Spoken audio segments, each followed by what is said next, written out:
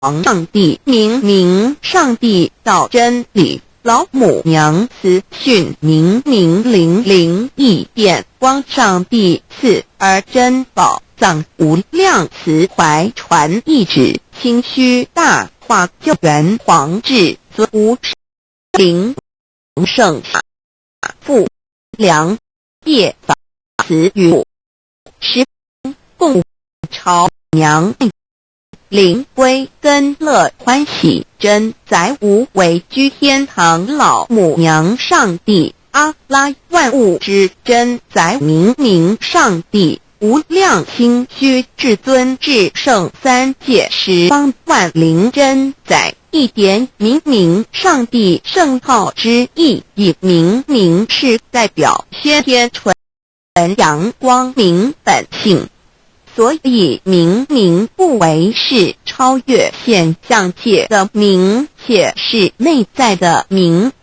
超越现界的明为天命，内在的明为人人具足的本性良知。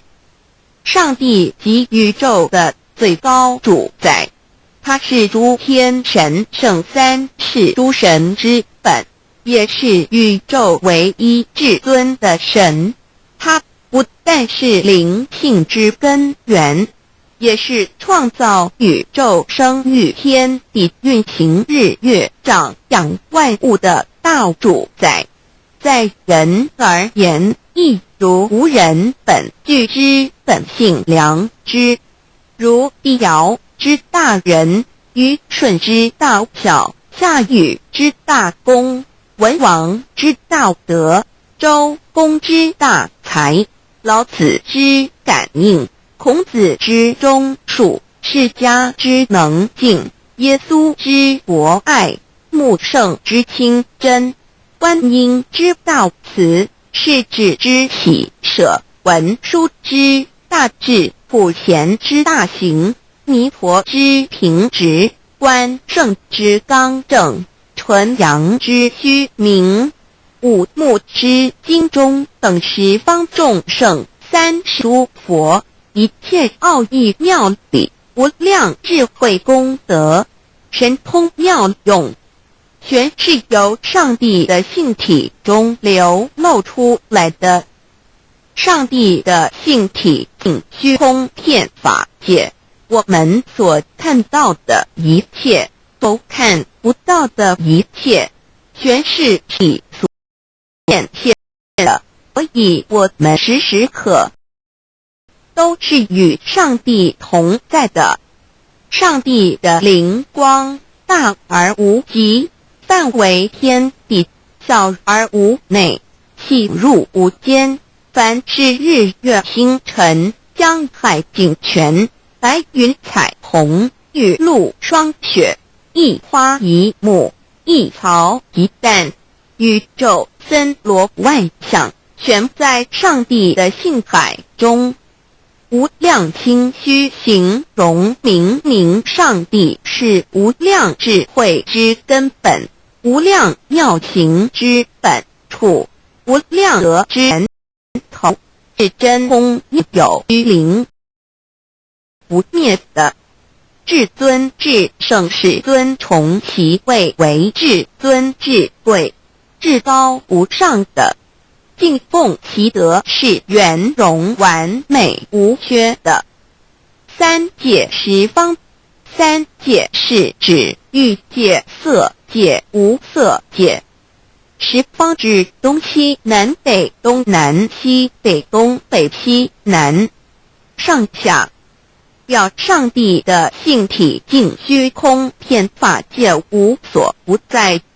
X 三界28天图万灵真，在说明上帝的圣灵大而无极，范围天地，小而无内，细入无间，为万有之本源，万化的真主宰。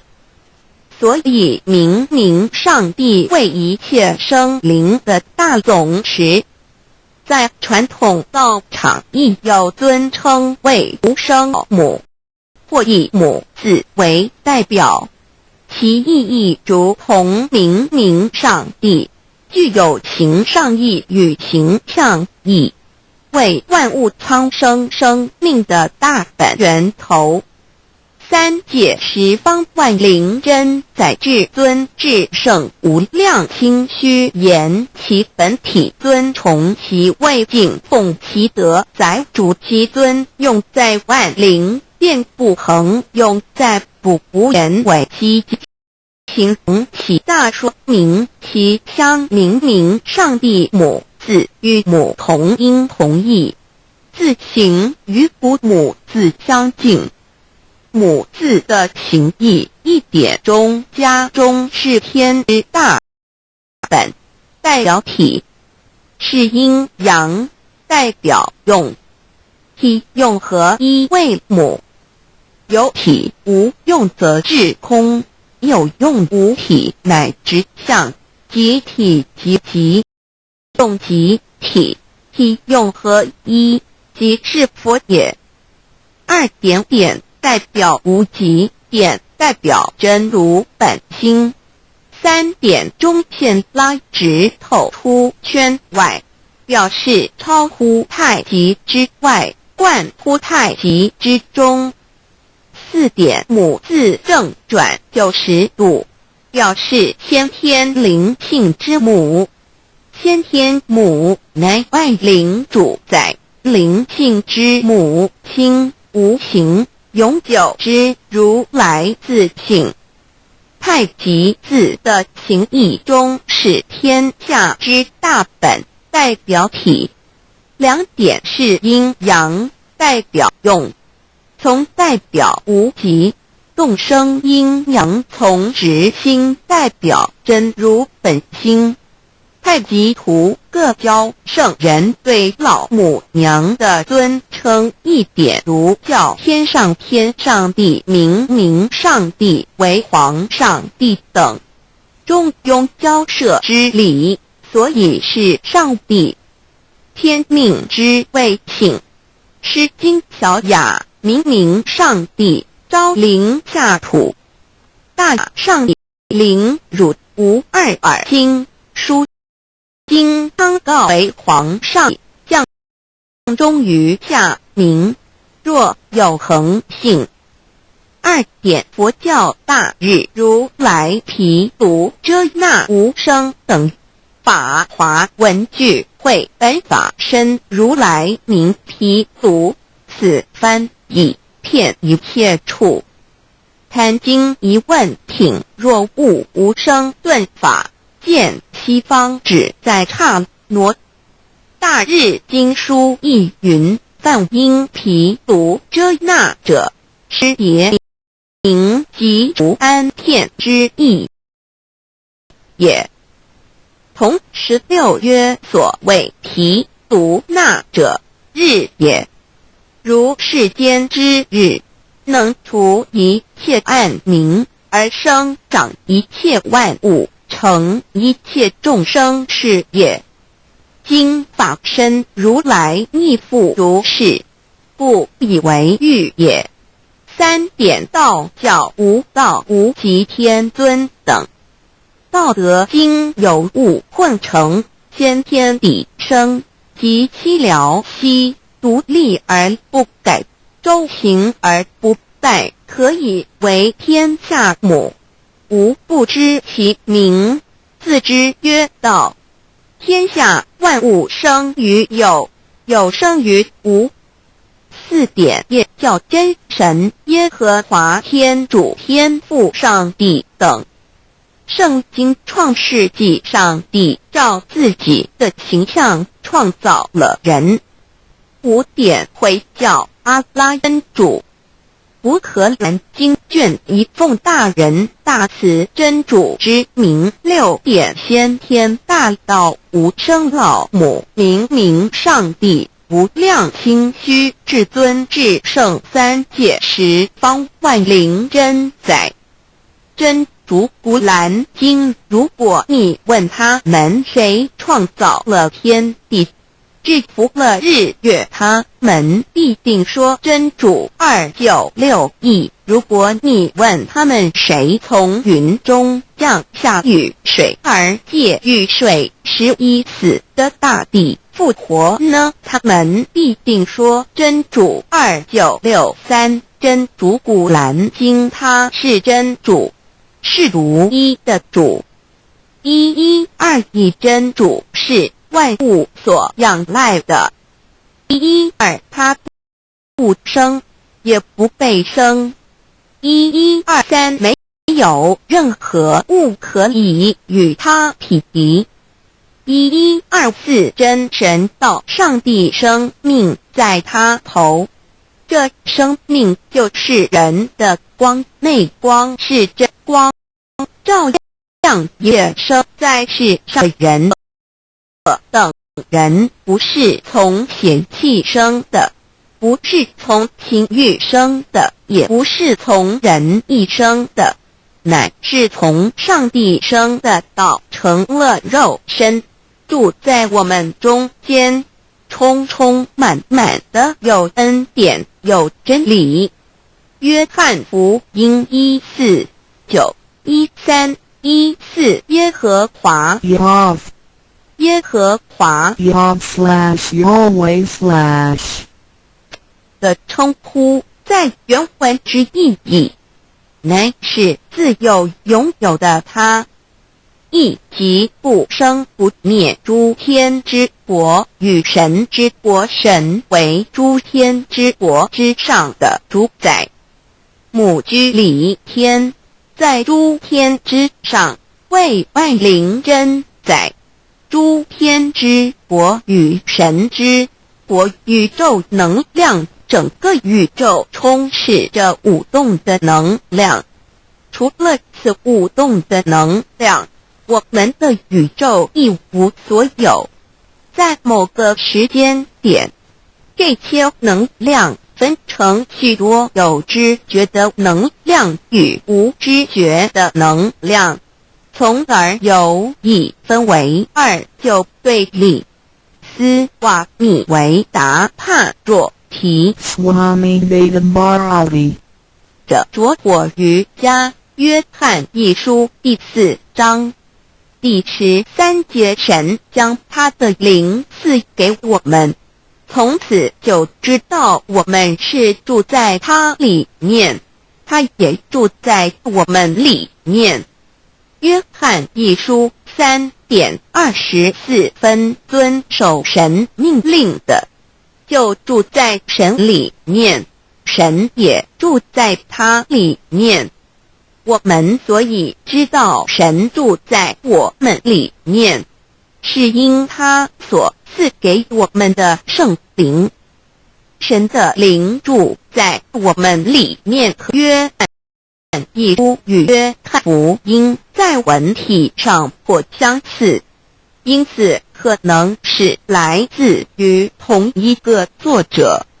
福音书作者约翰，神上帝老母的灵住在我们里面。圣经创世纪提到上帝创造天地万物的情形，创造人时，耶和华神用地上的尘土，人将生气吹在他鼻孔里，他就成了有灵的活人。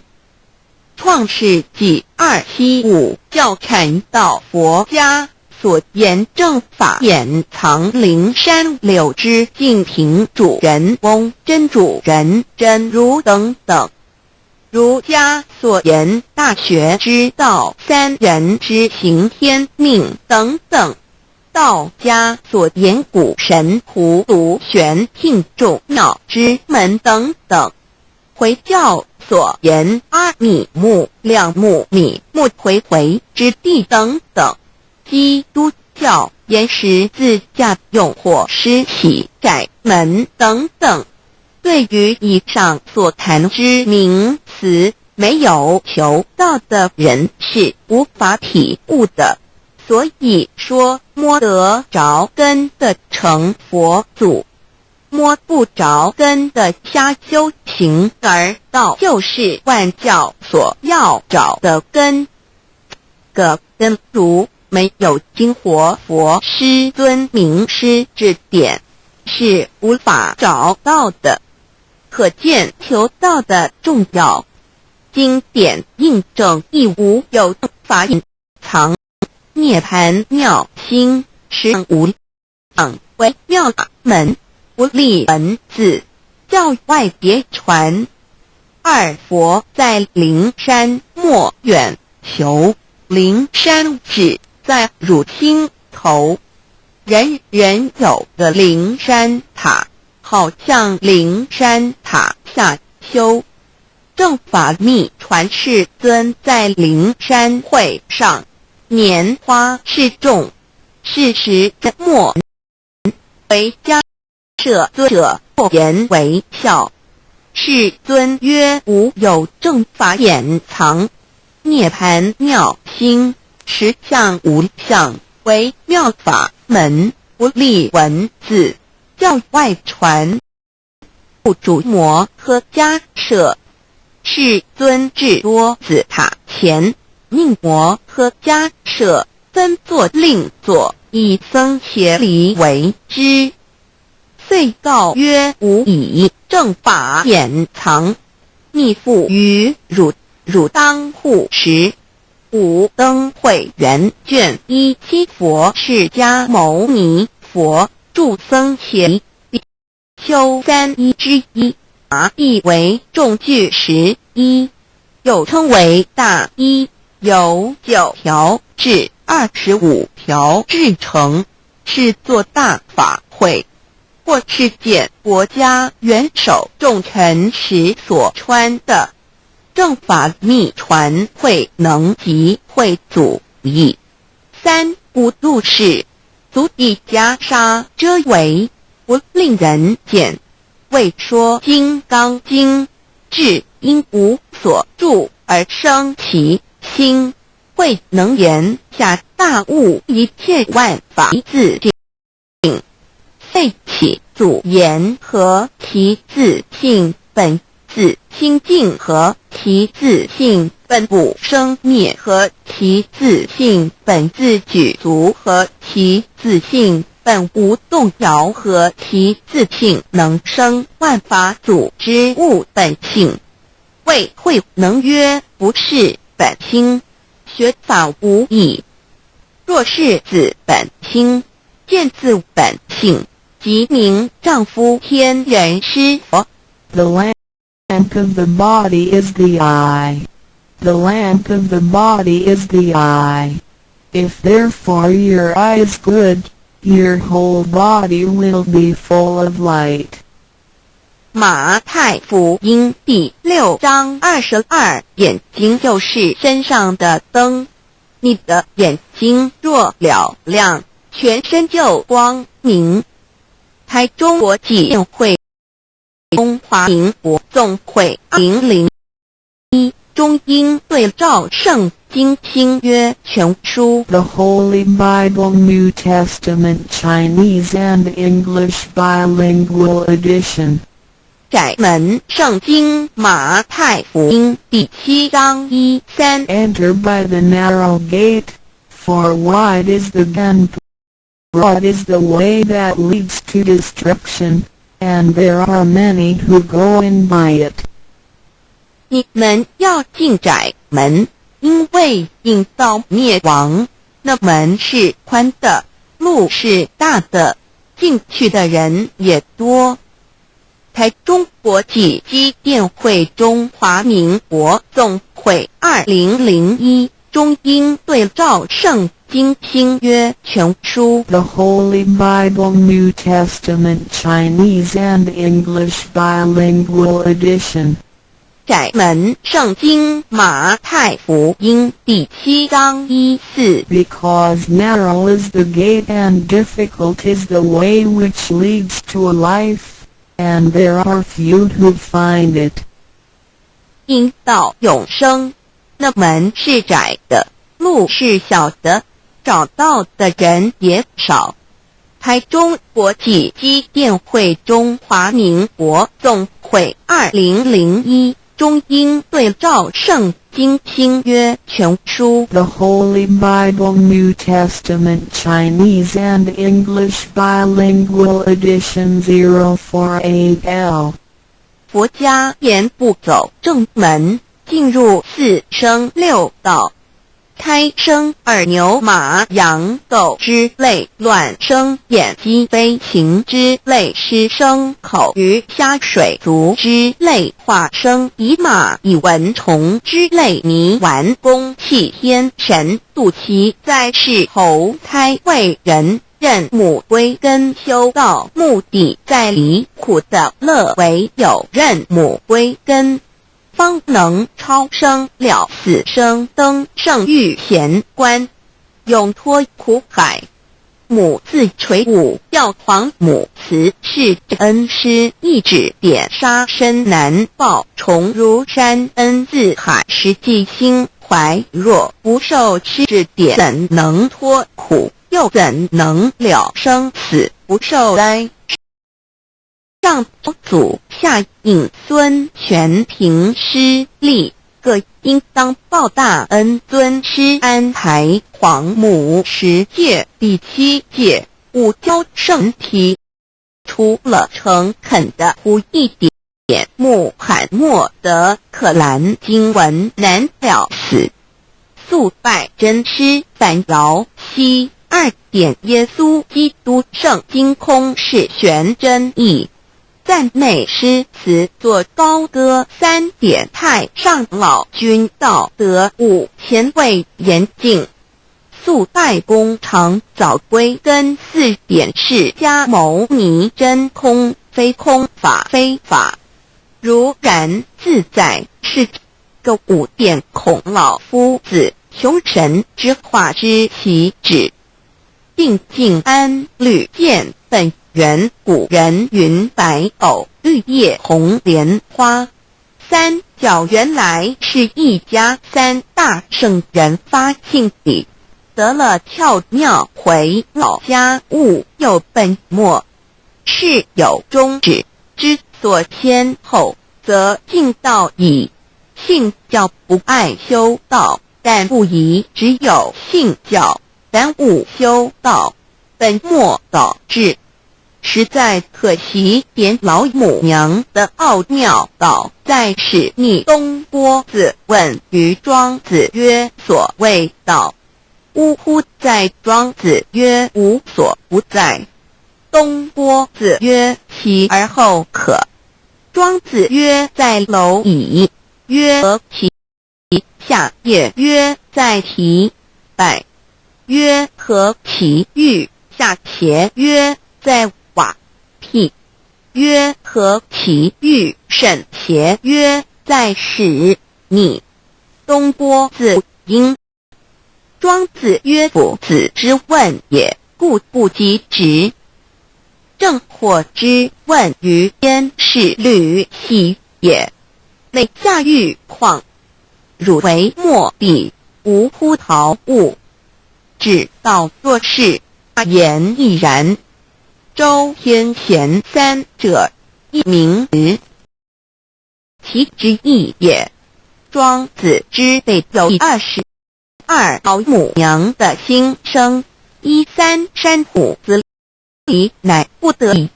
皇母训子10戒1戒，亦当出天未分，混沌未判，妙明明无人，我空空一团，96亿元佛子，先天同聚，无忧愁无烦恼，自在安然。先兄弟先姐妹身来伴，随母来随母去，不离身边，极乐国任逍遥随意玩耍，乘青龙跨彩凤，无量尊严，不惧寒不惧暑，无数无管无阴阳，无对待，至理纯然，暇无事任遨游，先天妙境门卷来，或下棋，或将琴弹，吃的是仙桃点琼，将玉一穿的是登云鞋，仙衣仙山，老母娘的心声。2. 论无极为圣欲至善宝，静静而阴通，万化万类根源，自从那骄子会气数以道为母，我命七佛至理坤前，万八在气数并天使成就，又待至丑会满地是完全清气，升为天盘部至星斗浊气，降凝为地土海山川，至凝会天地交日月和照会阴阳和阴晕，万类生全，此即是先天妙开辟之本，无极静态及动黄及坤乾老母娘的心声。3. 道即理理即道虚灵之妙道生一一生二二又生三一本散万殊哉，自无入有其奥妙，是神千亿难尽言，天即成地即立，万物其北东土，无人焉，缺少女男纳结为母，我无奈处舍我就六子西降凡间屡次的差援佛东土而下来一次反一次不肯治，凡无奈何为母，我造下且走三山坡红最乐菩萨佛南设一个大仙池其起早趁机会先一邪收回礼，天众佛自救醒来，不见母面，又不见先一邪，可在哪边？老母娘的心声。4. 为娘我悲痛泪源自呼唤耳众等宿东恩莫要在脸如若是先一邪教与尔等耳，哪个亦不肯再是至凡折树枝和树叶，遮寒地冷饿了失踪佛子，可引心玄众佛子如调回悲哀悲叹，问母我至何时方把家还母？言答3期末打开普度清烧书清寂性清度佛缘，降道乃为救良善，降劫乃为收恶煞，血泪以于叹子归，须用真心体会老母娘的心声。末节时期，把握经现效圣法前，不畏考验，坚守愿解共赴龙华，极乐国任逍遥，随意玩耍成青龙化彩凤，无量尊严在理天极乐之天国里，任意逍遥游玩，随意玩耍成其青龙，化作彩色凤凰，任意去来，显现无量尊贵与庄严，不惧寒不惧暑，无数无管无阴阳内带，至理纯然理天，无寒暑冷热，总是恰是温度，无拘无束，亦无阴阳之对待，只有纯然一环理气力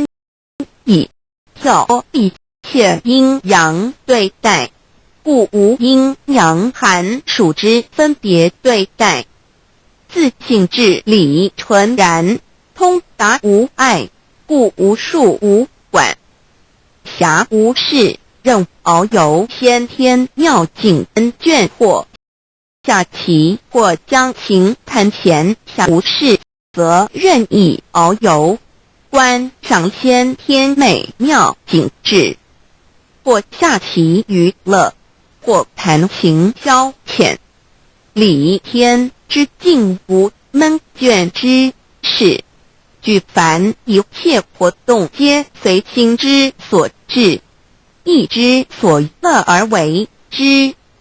吃的是仙桃果琼浆玉一，穿的是穿云鞋仙衣仙衫，吃的是仙桃仙果，喝的是琼浆玉液，穿的是仙衣仙鞋。仙桃果蟠桃之果实，亦称仙桃。蟠桃实洲际东海有山，名鹿索山，上有大桃树，盘曲3000里，曰蟠木。武帝内传7月7日，西王母将以仙桃4颗与帝，帝时折收其核，欲种之。母曰：此桃3000年一时，终下地薄，种之不生。帝乃止。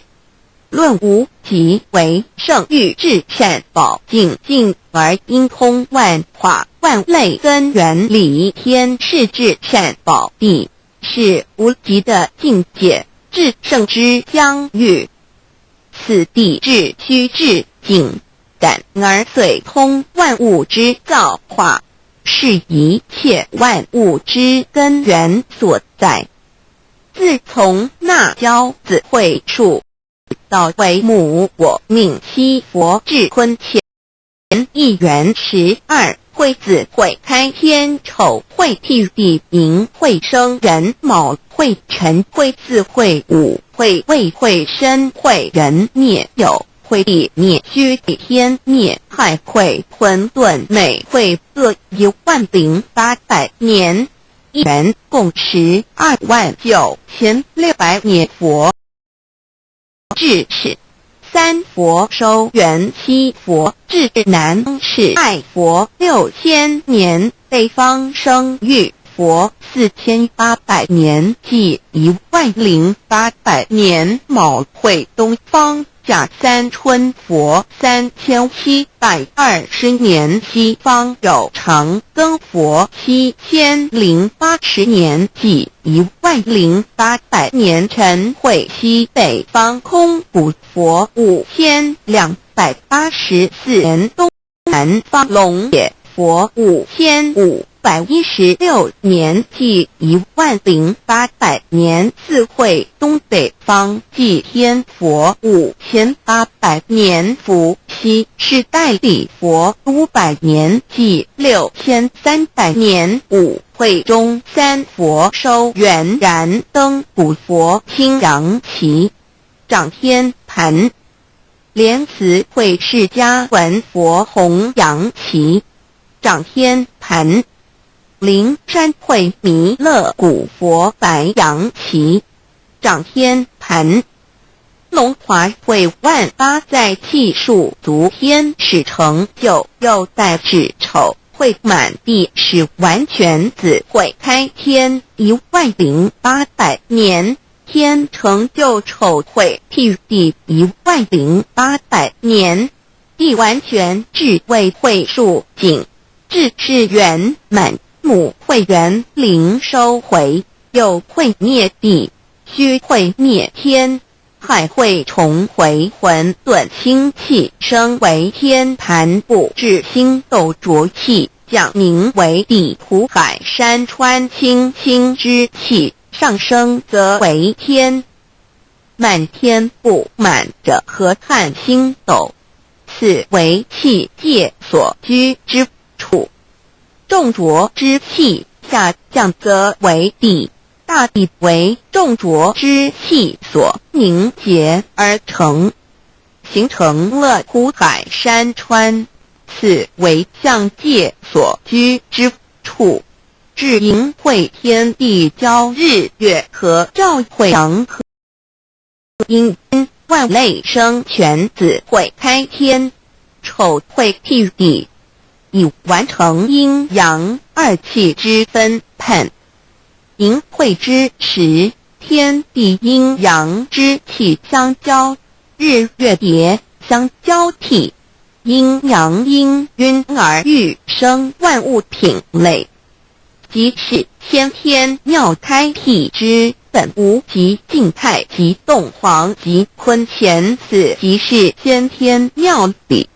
开天辟地之本源，无极主静，属以天；太极主动，属气天；黄极主化，属象天；道即理理即道虚灵之妙道生一一生二二又生三道即是理，理即是道，至虚至灵，万物本源之奥妙运用。道本虚灵，能生一，一能生二，二能生三，三能生万物。无极生太极，太极生两仪，两仪生三才，三才者天地人，万物因之而生。生化万物图://LCC_LCC_2 意图象棋，生化5万点 JPG 天既成地既立，万物其北东土里，无人焉，缺少女男，天地既成，万物已备。这就是向天，亦称娑婆世界、堪苦世界、苦海、此岸东土等等名称，不一而足。这世界被创立之后，尚无人焉，缺少男女，整个世界乏人管理统治。那时桀为母，我无奈之土方舍六子七将，凡间由于天地有定数，子会开天，丑会替地，寅会需要有人降生，时以至老母娘亦有无奈处，才下王母之96元胎佛子，以其降临凡间，接受种种历练，屡次的差援佛东土，而下来一次反一次不肯至凡，于是老母娘每次差遣援佛子下凡降临东土，每来一次又回去一次，就是不肯留下来治理凡间东土。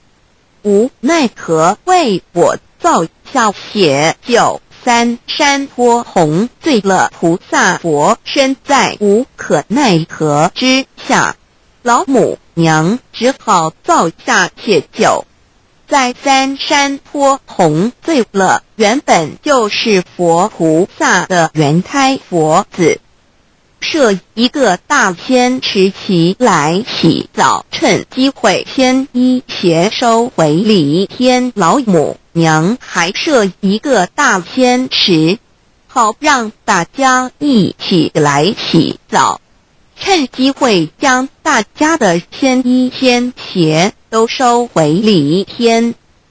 众佛子就醒来，不见母念，又不见仙衣鞋可在哪边。众佛子就醒之后，却见不到老母娘，又不见仙衣仙鞋，为娘我悲痛泪源子呼唤耳，众等速东奔，莫要再敛老母娘，因为要与众原胎佛子分离，故而心中感到悲痛而流泪，并且呼唤众佛子速速往东土而去，千万别再留恋于礼天之舒适自在。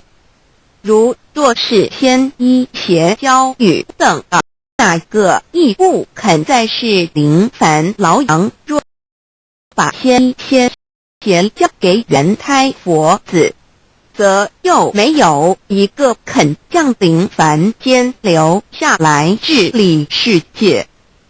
这树枝和树叶遮寒地冷，饿了吃松果子和饮清泉，到了凡间，若天气寒冷，就折些树枝和树叶来遮盖身体，以御寒地冷。若肚子饿了，就取松子果子吃，口渴了，就取清凉泉水喝。众佛子如调回杯杯，问我至何时方把家还众佛子听了老母娘如此吩咐，皆如掉失了魂魄一般，悲伤地哀嚎叹息，纷纷问老母娘：“我们到什么时候才能回家呢？”母言答：“3期末打开普渡清烧书清寂信清度佛缘。”老母娘回答说：“等到3期末节大开普渡的时候，老母娘会亲自烧书寄信给大家，并且亲自来度化众缘胎佛子，告一回家之路。”家相信书皇母训子师戒以及仙佛圣训都是皇母烧书信度化佛子众生，众儿女亲友以悲生大放为母。我写合同赋予皇元听了老母娘的话语，众缘胎佛子心中有存惊疑，悲伤地放声大哭。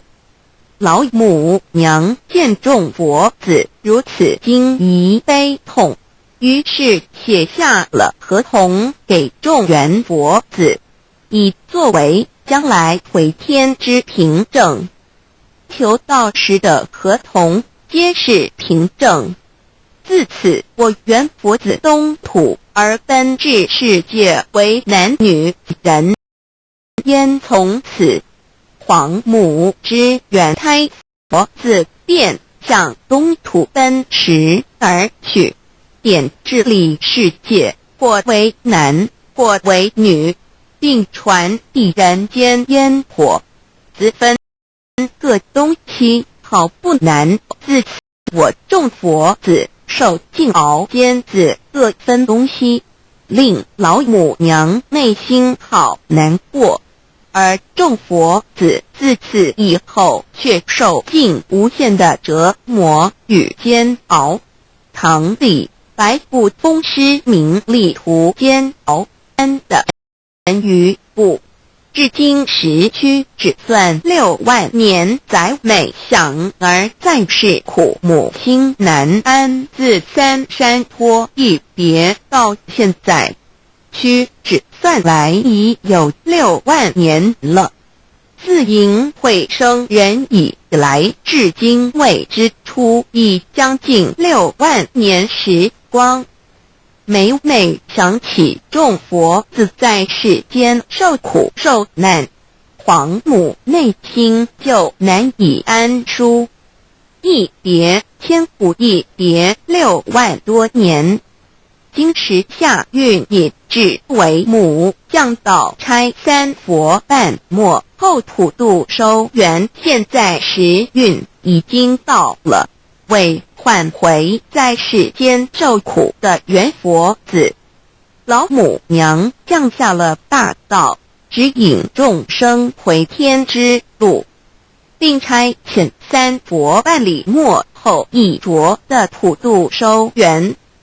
3佛燃灯古佛释迦牟尼佛弥勒佛，如何与老母娘同在一任理时修一理，不依人修道，任指真一人一出错，一理是两心二行功了愿，天不能言，地不能语，人能弘道，非道弘人。结论而的敦厚善良造就母的完美圆满儿的光明照耀母灵明清虚儿的柔和宁静凝聚母的慈悲感应儿的知足感恩建立母的欢乐喜乐儿的无私无我回应母边无量儿的毅力不易入母的永垂不朽本尊与分身关系。On call.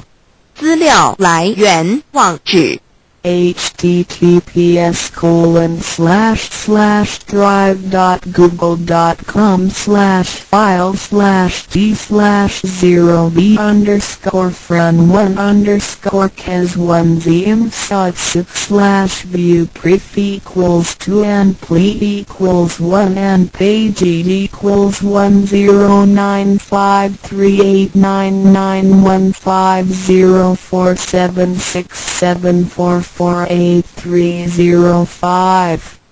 The 3 TREASRUAs of Tao.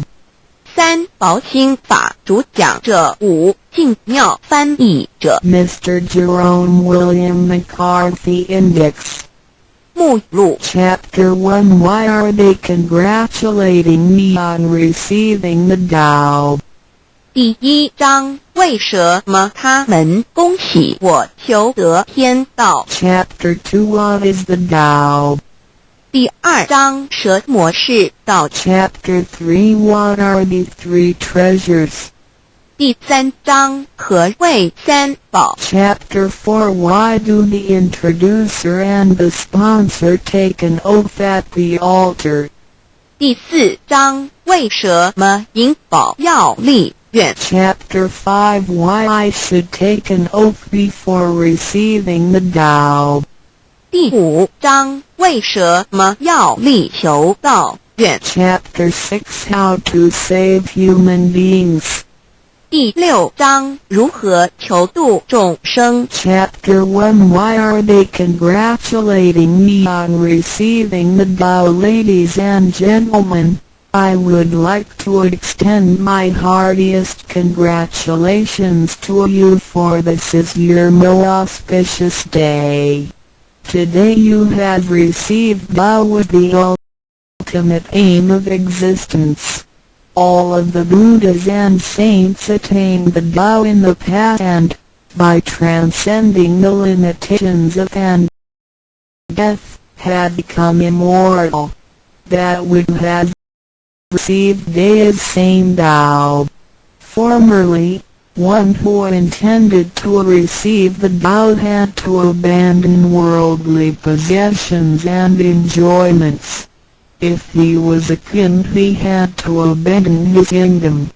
If he was a high official, he had to resign his high position, leave his family and go to the remote mountains to seek a master who would transmit the Tao to him. After much suffering he would gradually perfect his conduct, purify his mind and heart, and perform many good deeds. For his sincerity, God would send Buddha to transmit the Tao to him. Under such conditions a person able to succeed was hard to find. During that period the Tao was secretly transmitted from one patriarch to another. 第1章为什么他们恭喜我求得天道？各位先生太太小姐，首先让我衷心地恭喜你们，因为今天是你们大喜的日子。今天你们得了道，道是至宝，道超出了一切。每一位古圣先贤佛祖皆于古代求得天道，故他们能超出生死之界限而永存。今天你们所得的道即同他们其实所得的道一样。在古时，人要得道必须弃他在世界上所拥有之一切与享受。假如他是一位皇帝，也必须弃他的江山；假如他是一位大，他必须舍弃他的爵，离开家人，入深山寻访能够指点他途径，传授大道给民之。在经了千辛万苦之后，同时已将凡心修炼成佛心，并以达至圆满之行为，以及做了许多善事，在他至诚之下，终于感动上天之心，派仙佛来指点，传授大道给他。在如此之情况下，成功者非常稀少。在那时，道是由一代祖传给下一代祖师。Today we need not go to the remote mountains in order to cultivate ourselves. We may find the means to do so in our own environment. Therefore we must take full advantage of our fortunate circumstances because we are in close proximity to the Tao. Why is the Tao so accessible to us at this time? It is because mankind is facing great calamities which signal the destruction of the human race. What is the cause of these calamities in this modern age? Most people blindly worship technical science and neglect spiritual harmony. They believe that the power of mankind can surpass nature and that science is almighty and can solve all human problems. It would seem as though conscience or soul are only religious terms and had no real existence. Most people do not recognize their true selves, which are indestructible and immortal. Actually, the true self is the master of the mortal body. Today most people have lost their consciences, harming others in order to benefit themselves. Those evils which human beings are now committing will cause great disasters the likes of which had never been witnessed before. This will be the final calamity in which the humans, the immortals of space, and the goat helm will all be destroyed. 然而现在我们不需要到深山去，而我们一默修行。何以我们能如此容易就得到这事？因为时代不同了。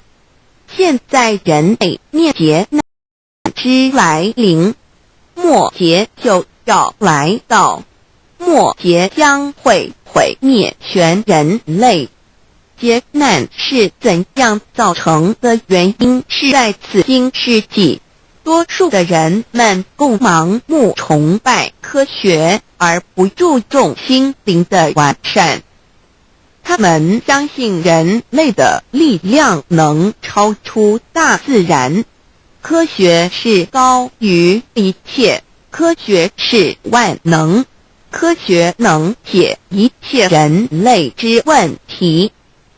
而良心、灵性仅是宗教之名词，它永不能实现。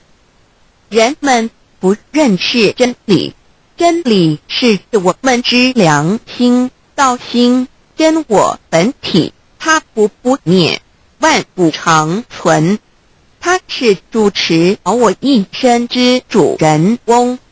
如今世上的众生，大多数失去了真正的良心，他们造一切之罪恶，因此造成了空前绝后之浩劫。我们称它为末劫。在此劫，不仅全世界的众生，同时起天的大千、地府的鬼魂都要受劫灭。However, God, of whose essence we are created, is merciful and compassionate and does not desire that the good people be destroyed along with the evil ones.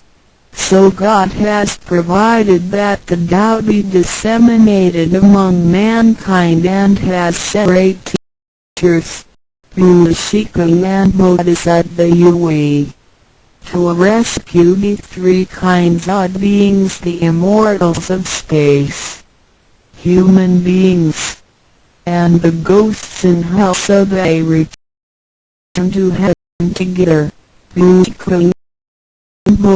Said that we are under the command of God and are responsible for transmitting the Tao to the three kinds of beings. Their duty is to manage the work called the last salvation. This salvation is formless and soundless, and the transmission is performed without preaching. It directly points out the original nature, conscience or soul of mankind, in order that people may realize their true nature and thereby become enlightened. 然而，是我们灵性的至高无上之母亲上帝是非常的慈悲，一不忍善恶俱焚。因此降下真道，并派名师济公活佛与月慧菩萨降世，挽救三曹弃天之大仙，世界的众生，地府的鬼魂同返天堂。我们师尊师母二位老大人奉老母的命令，真传真守，普渡三曹。他们的责任是办理末后一收圆大事，不立文字，教外别传，直指人心，直指人人不有之良心。灵性使人们见自信而成佛。When the last calamity arrives, nothing can save mankind except the true way, which is the Tao sent from God. That is why the Tao is widely propagated today to save good people. Ancient people first cultivated themselves and then received the Tao. But today we receive the Tao first and then cultivate ourselves. Therefore, after we have received the Tao, we have to seriously cultivate ourselves. Then we shall automatically be safe from danger, escape from calamities, avoid reincarnation, become saints and Buddhas. 当末节领头时，没有任何其他方法可以解救众生，除了上帝所降下的唯一之道。因此现在大道普渡善男信女，古人是先修后的，先修道然后才得道，现在我们是先的后修，因此得道以我们要真正修道，将来自然能逢凶化吉，躲劫彼难，超生了死，成圣成佛。Although it is easier for modern people to receive the Tao than it was for past generations, the ability to receive the Tao also depends on each person's condition and background. Today you receive the Tao because you had an affinity with our temple and you and your ancestors have performed many virtuous acts. Possibly you were cultivated in a religion in your previous lives. These conditions allow you to have an affinity for the Tao. Without this affinity you would never receive it.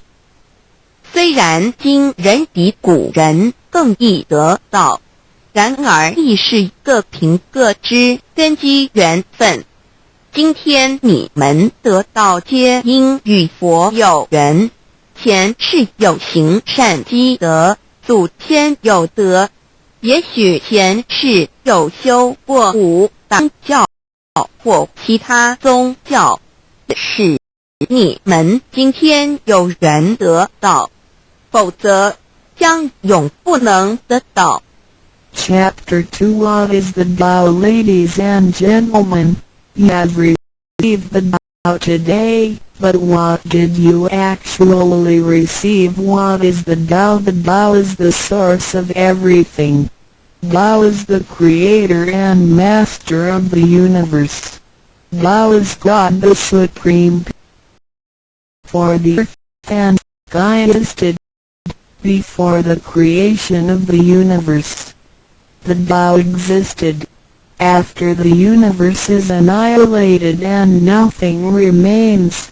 The Tao will continue to exist and to create and control a new universe. The Tao is limitless, invisible and formless. It cannot be seen, heard, smelled or touched and is beyond the power of human comprehension. Tao activates everything, yet we cannot see its action. It works without effort, yet nothing left undone. Man usually calls it nature. Nothing can exist without the Tao because everything depends on it. Tao is God and our soul issues from God's essence. We are God's children. 第2章蛇魔是道。各位今天已经得到究竟的是蛇魔。蛇魔是道。道是天地人万物之母。道是宇宙之本源，创造者亦即主宰者。道上帝，道至尊至贵之神。当天地还未生之前，一切都未有之前，道已先存在的。当天地毁灭后，道不毁灭。道能再生天地人万物。天地人万物生成了道其中主宰。道非常奥妙，道无形无相，视而不见，听而不闻，不可嗅不可捉摸。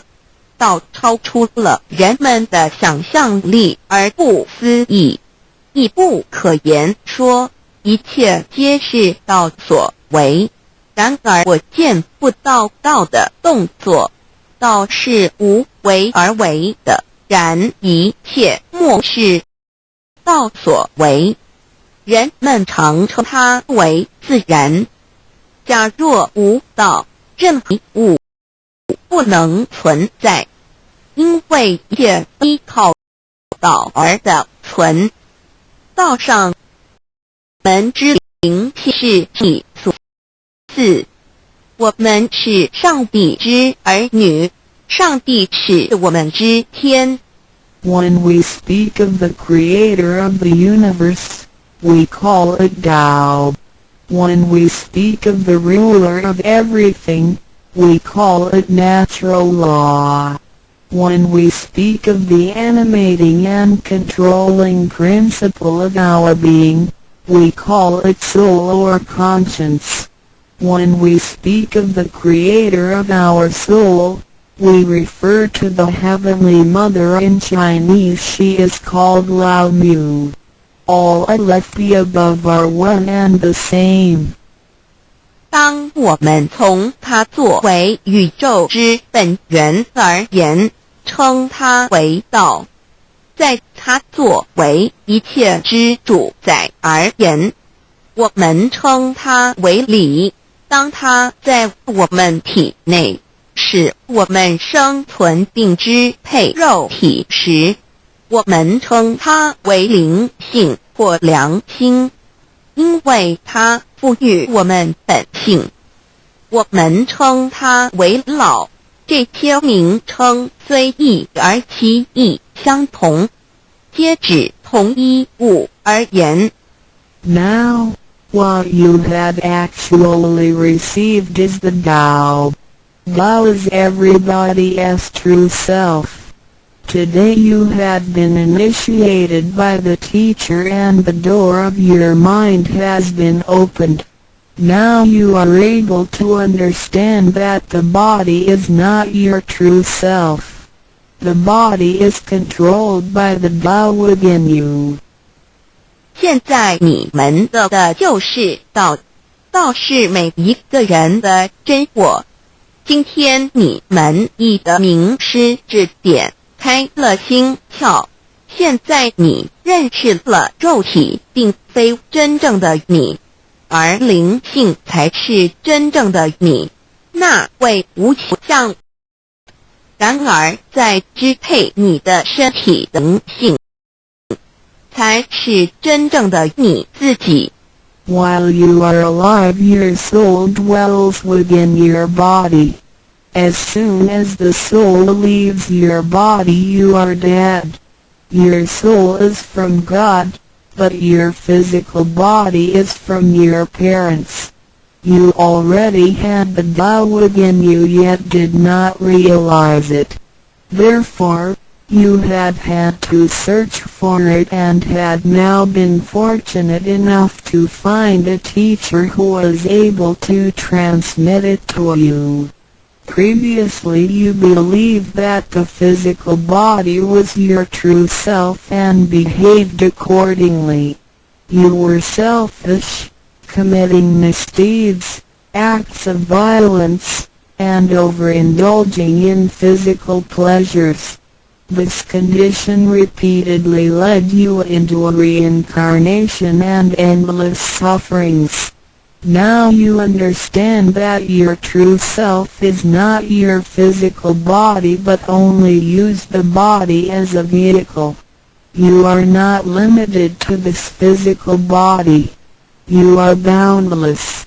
You are the master of the universe because you have God's essence within you. You are full of mercy and love because you share of God's spirit. Most people today have forgotten all these spiritual characteristics and do not know who they really are. Today you are regaining your conscience, your true self. 每个人活时，灵性在他体内，若灵性一离开，他立刻就死亡。灵性附于天，而肉体由父母而来。因此，事实上我们也有道在身上，为何还要再寻求它？还要有点传师来传授，原因是我们也不认识它了。我们以为肉体真我，而不知它原是假，因此我们变得自私，做了许多错事与罪恶。为了使此色身享受如此，使我们坠入轮回中，遭受无边痛苦。我们不知真正的我乃是灵性，而我们已不是仅限于此肉身。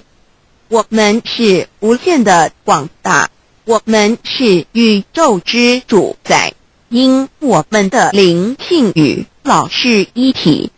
我们本性充满了慈悲与爱心，因我们是老之分灵。然而现在人们都失去了这些品性，亦不知他究竟是谁。今天我们得到是的回真我良心。Chapter 3 What are the three treasures? Today you have received the three treasures. A. The heavenly portal. B. The divine mantra. C. The symbolic seal. A.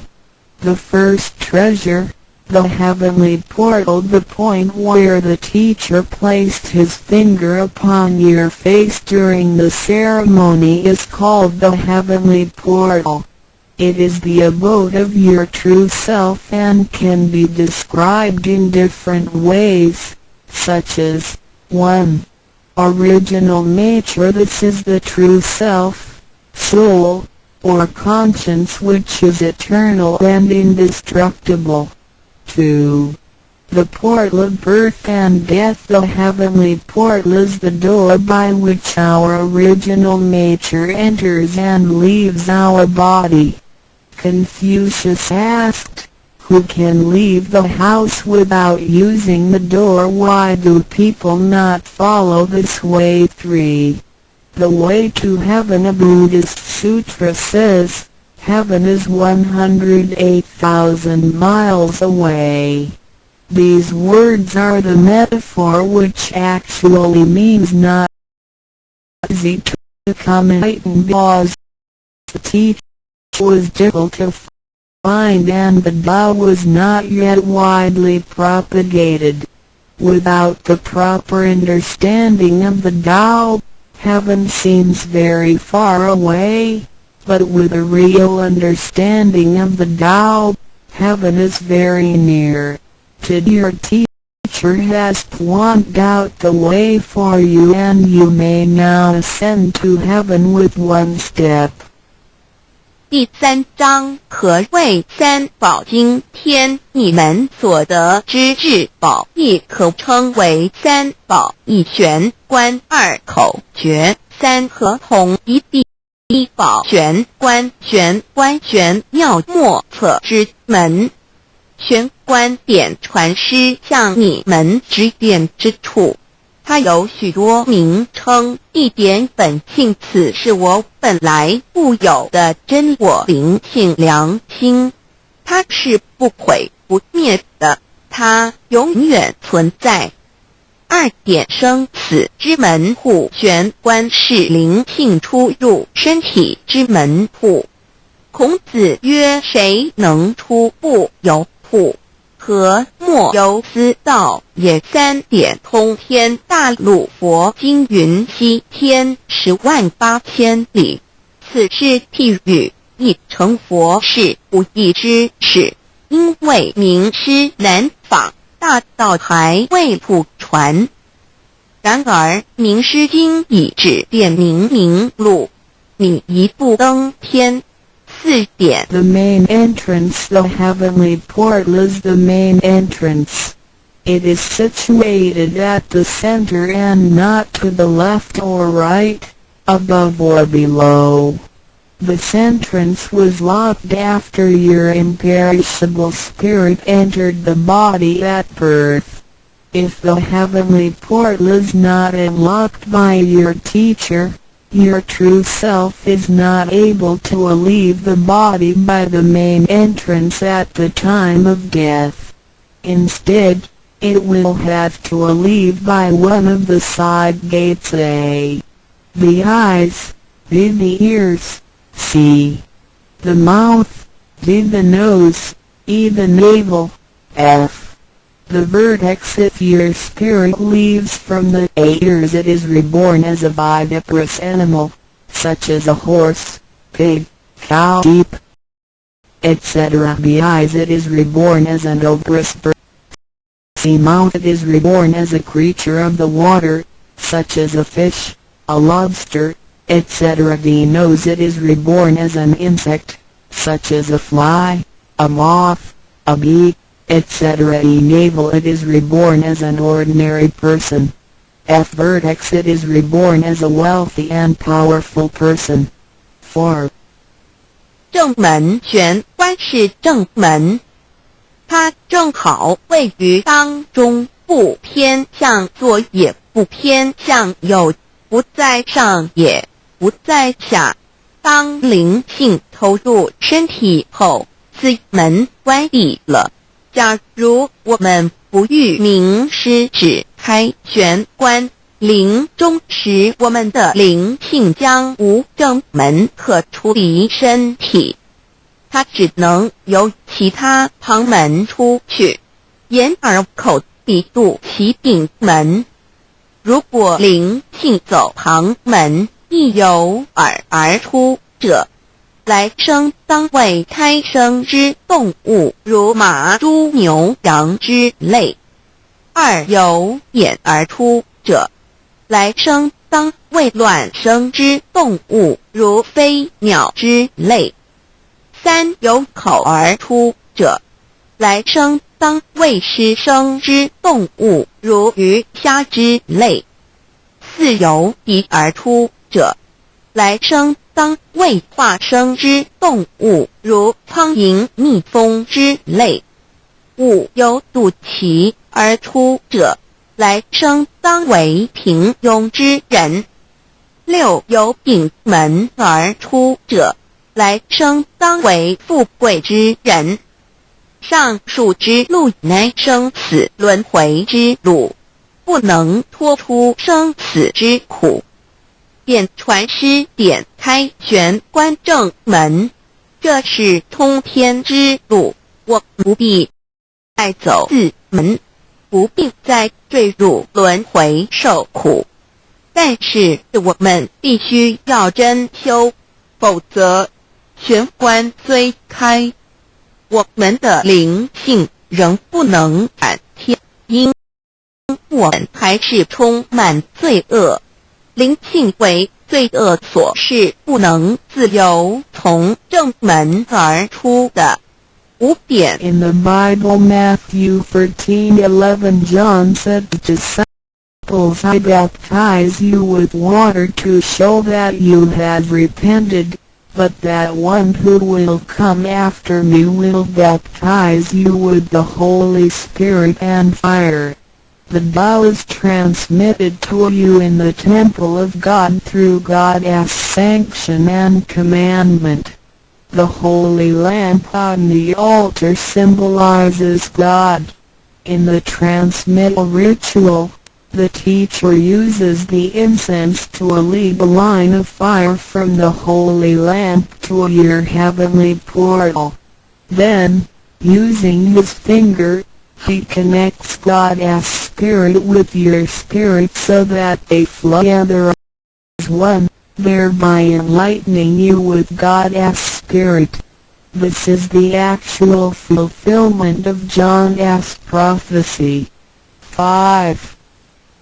圣经上记载，约翰对他的门徒说，我用水给你们施洗，表明你们已悔改。然而在我之后的将用圣灵与火给你们施洗。请记忆，你们是在上帝的宫殿里得到，因为我们有上帝的天命。那盏佛灯代表上帝老，在点道之仪式中，你们已见到点传师以相助从佛灯引来一条经指向你们的玄关，然后借点传师的手指点在你们的玄关之时，上帝以一的圣灵已点开了你们的心窍，照过了暗。现在你们可见到约翰之预言已经实现在你们身上。6点 Sakyadu said, I have the great Dharma which is hidden in these. This indicates the location of the heavenly portal. 6. 释迦牟尼佛云无有正法掩藏此语，暗示玄关之地。Read the second treasure, the divine mantra 1. You have now been given the divine mantra. It is very important to remember it as it will save your life. It is only to be used in extremely dangerous situations. This mantra acts as a powerful spiritual distress signal to the divine forces, much like an SOS transmitted by radio waves. It is to be projected mentally and silently with great concentration, while at the same time focusing the eyes on the heavenly portal and holding the symbolic Siddha hands. Powerful aid will immediately be sent to you in order to rescue you from danger. If you sincerely cultivate yourself, you will always remain under the refuge of Buddha. 第二宝口诀：心经或五字真经，一刚才传授口诀给你们，还记得吗？请再说一遍。当性命危险时，你才用此宝，将真经默念口中，手抱合同，你将可被千佛救护，脱离危险。不过要注意，此口诀仅能于性命危急之时方可运用。假若我们真能修道，当然我们将受千福之地。有2点 The divine mantra which connects your true self with God.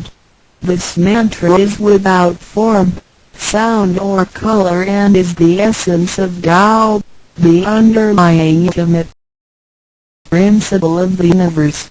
This mantra unites your being with that of the Tao, forming a powerful bond. Every great religion indicates this potential unity, but they do not fully understand how to implement and effect it. You now have this knowledge and are familiar with its application. 2心经，口传心授由声音而达入无声因果之真心，由经万点而达入真经真点。心经心法真空也，真我本性也。3点 The true teaching is transmitted from mind to mind. The true self, the I, the spirit, the mind all indicate the true center of man or his real essence and original indestructible nature, which is identical with Tao. The human being is a microcosm, sharing all the attributes of the macrocosm. Since he is essentially divine, man only needs to understand the nature of reality and align himself with it. The more pure and refined his nature, the more conscious he becomes of his relationship with the Tao. When he realizes that he is one with the Tao, he has become fully enlightened. 3以心传心，口传心授，以老之传于众生之真心，此者老的分灵之心也。C. The third treasure, the symbolic seal 1. In Chinese, Pa means to combine and Tun means all together. The symbolic seal, which is formed by the two hands joined together, is the golden seal, which is formed by the two hands joined together, is the golden seal which unites us with God. It is like a contractual agreement, which is the actual meaning of Hatun between you and your Heavenly Mother. It acts as a signal, password, or passport. It is a spiritual instrument of identification, as well as symbol with many ramifications. 2. When you hold the symbolic seal, you are united with God. 3. The left hand is good, so it is placed on the outside, covering the right hand. The right hand is often used for evil purposes, such as beating and killing. The right hand is placed on the inside because of its evil propensities and is shielded by the left hand.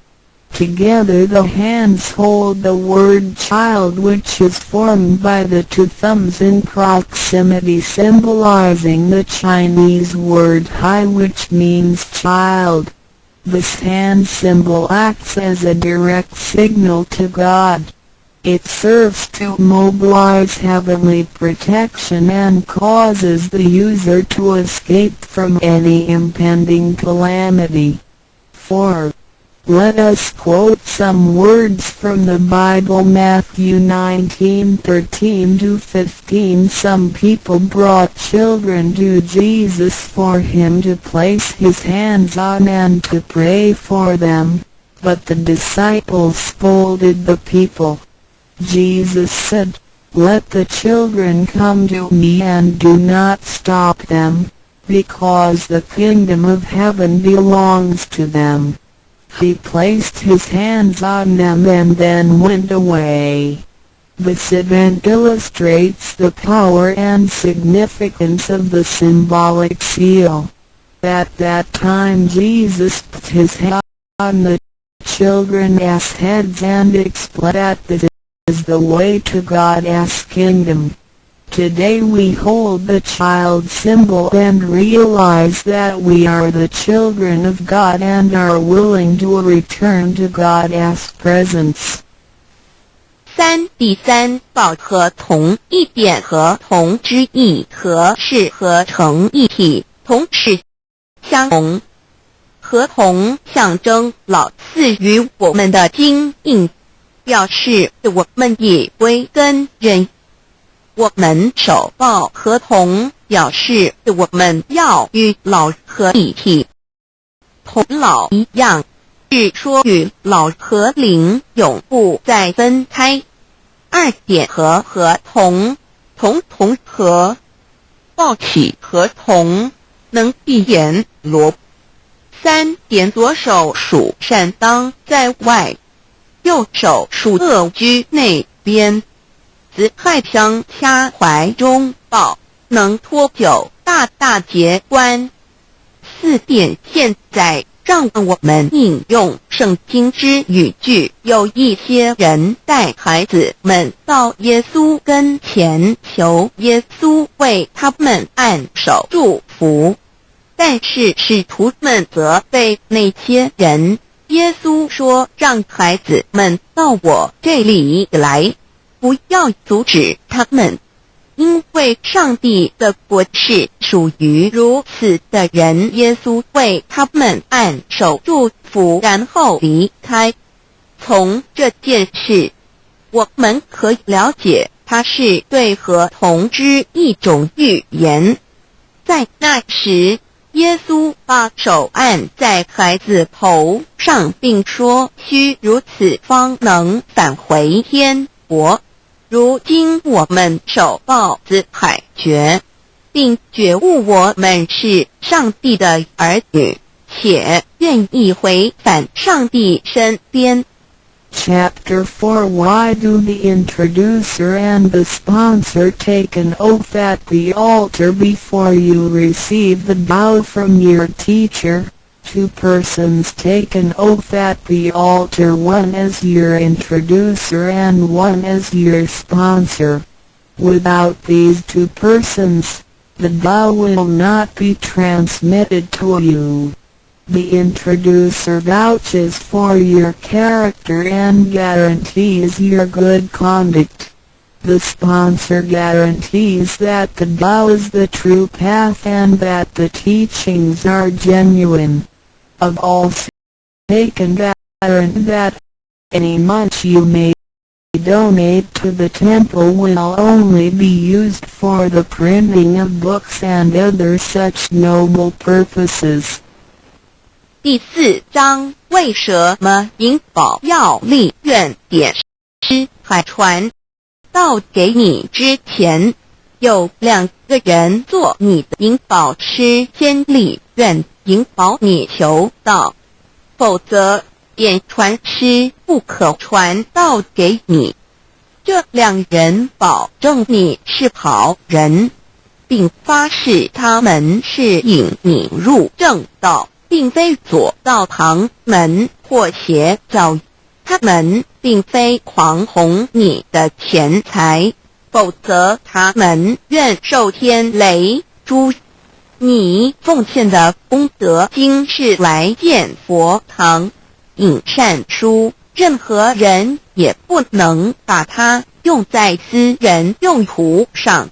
Chapter 5 Why I should take an oath before receiving the Tao. Before anyone receives the Tao, he has to take a vow which states that he will faithfully adhere to the principles of Tao and will not reveal the secret teachings of the three treasures to anybody. 第5章为什么要力求道？愿每个人在为求道前，必须先立愿，表白他将诚心报道及不泄露天机三宝给任何人。Chapter 6 How to Save Human Beings. Now you have received the Tao which is ineffable, sacred and sublime. You have just been saved by someone, so now you should try your best to spread these exalted teachings to your fellow human being and urge your family, friends and acquaintances to receive the Tao. This is of great value because you are not only saving someone's physical body from disaster, but you are also saving his true self from the sufferings of reincarnation. Also you not only save that one person because, if he cultivates himself properly, can also save 7 generations of his offspring by his virtue. How great is your merit! 第6章如何救度众生。如今你已得了大道至宝，你已被人救度，你也应该去救度别人。所以请你尽量的度你家人亲戚朋友，求道让他们亦得蒙上天之恩典，此乃你莫大之功德。因为你不仅救了他的灵性脱离轮回之苦，并且救他的色身脱离劫难，同时你不仅是救了一人，假若他真修，他将能以他的功德来超拔九玄七祖。你的功德何其大呀！ndroduscdial.html 先天大道简介中应对照 http://www.category/category6/c63006.htm Introduction to Tao 先天大道简介 Introduction to Tao 中应对照先天大道简介一和为先天大道二道与我有什么关系？三求道是求什么？四求道对我有什么好处？五具备什么条件才可以求道？六求道对我的生活有什么影响？七道的宝贵有什么正义和为先天大道？先天大道又简称道。我们若的去查心开悟之，就可发觉宇宙间森罗万象皆是杂而有序，而自然界万事万物的运转也都有一定的法则。这天地人是万物的真主宰，就是道。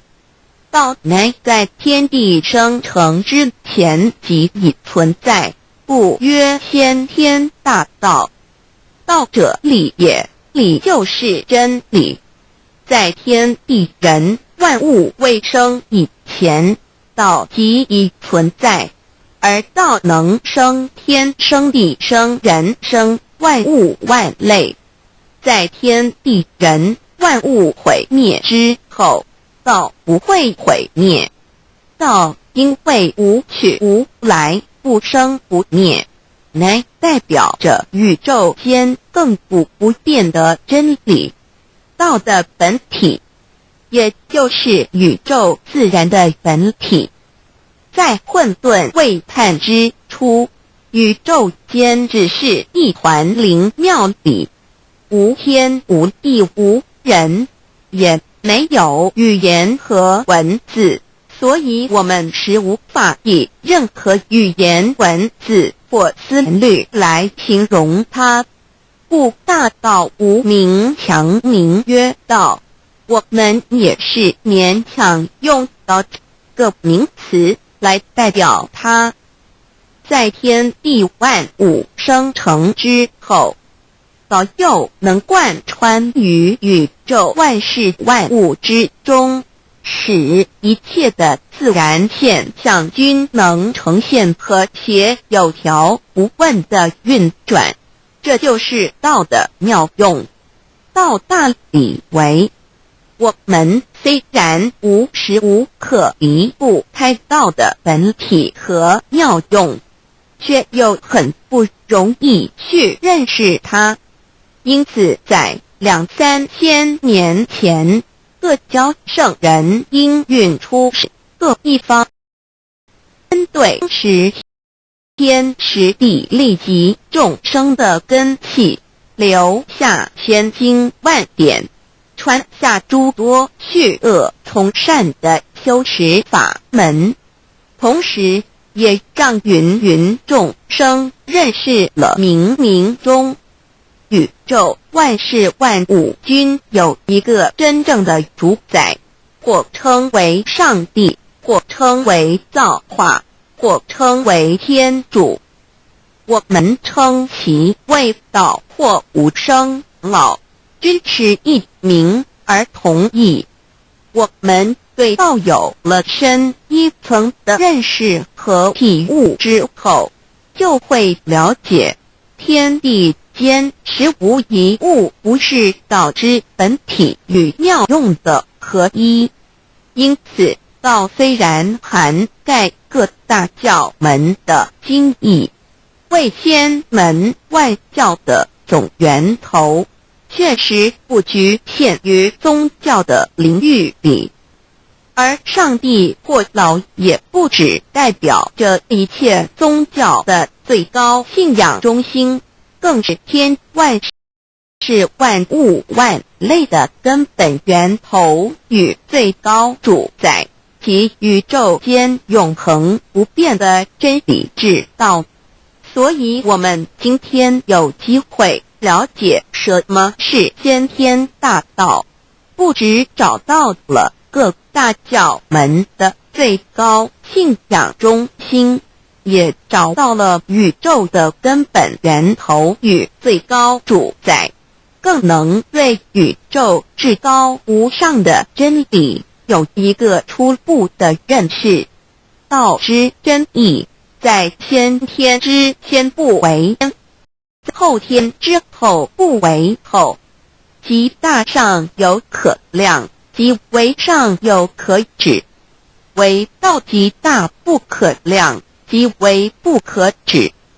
故所以大无不包，为无不入，无所不贯，无所不通，无所不彻，贯彻了天地人万物万类，贯彻了33天百，贯彻了千经万典，贯彻了千法万法，贯彻了千教万教，贯彻了千佛万祖，贯彻了我之一身。此乃显天大道宝贵的真义，人人必须知真觉，亦即是人人与我与人良心之行也。此乃万众一心，万国一家，世界大同，此先天大道之宝贵也。二，道与我有什么关系？道的宝贵在于它大而无所不包，细而无所不入。天地生成之后，道贯穿于天地万物万类，使得日月星辰之运转各有其时，四时之交替，万物之消长各有其序。而最宝贵的是各天地万物的主宰，同时也是我们人一生之主宰，曰性理，使得我们不学而能看，能听，能吃，能动。因此我们不只要探求天地间的治理，更要回头认识我们身上固有的真理。故先天大道即是性理真传。道的宝贵并不在于它有什么神秘稀有或特殊之处，而是在于它平时，但我们却时时刻刻离不开它的本体与妙用。我们反观一下自身，就会发觉我们身体的结构是非常精密和奥妙的。我们轻轻地握一下手，就算是这么简单的一个动作，其中所牵涉到的所有关节物理作用、能量、化学反应、神经系统资料讯息之传输及不分析、判断和命令之下达，以目前全世界的科技知识和文明水准，也无法一一表达出来。但是我们做出个动作的力，完全因人上了程度的差异而有任何影响。无论是学识多丰富的学者，或是目不识丁贩夫走卒，无论是成人或是刚出生不久的婴儿，都可以轻而易举地做出的动作。人人与生俱来，不学而知，不学而能，无增无减的良知良能，就是主宰我们一生的道。我们由学习而得到的知识和才能，有忘记的时候，有疏远的时候，而道的本体和妙用，不用学习，不用思考，大而能主宰宇宙的运作消长，小而能主宰我们一生之视听言动。我们有而不知其有，用而不知其用，却又无时无刻不能缺少它的不增不减，本自具足一切我们身上固有的道，因为就在我们身上，又称作自性老。我们了解了个主宰天地万物的道，在我们身上就有，它的作用不应受到我们赞美或否认而有任何增减。无论种族、肤色、国籍、宗教、信仰或贫贱富贵，均无分无别。因此我们能先天大道，不只找到了宇宙的根本源头，也找到了不生不灭的真我。不只认识了宇宙，也认识了我一生的真正主宰。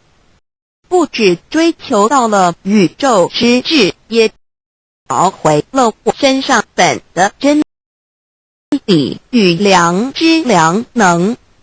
先天大道的根源是在我身上，原来固有的是我由先天带来的良知良能，即是我的良心。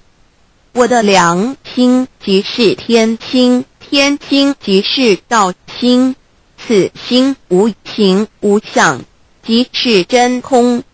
真空之妙，空而不空，空中妙有，妙有者生天生地生人生万物万类之大本也。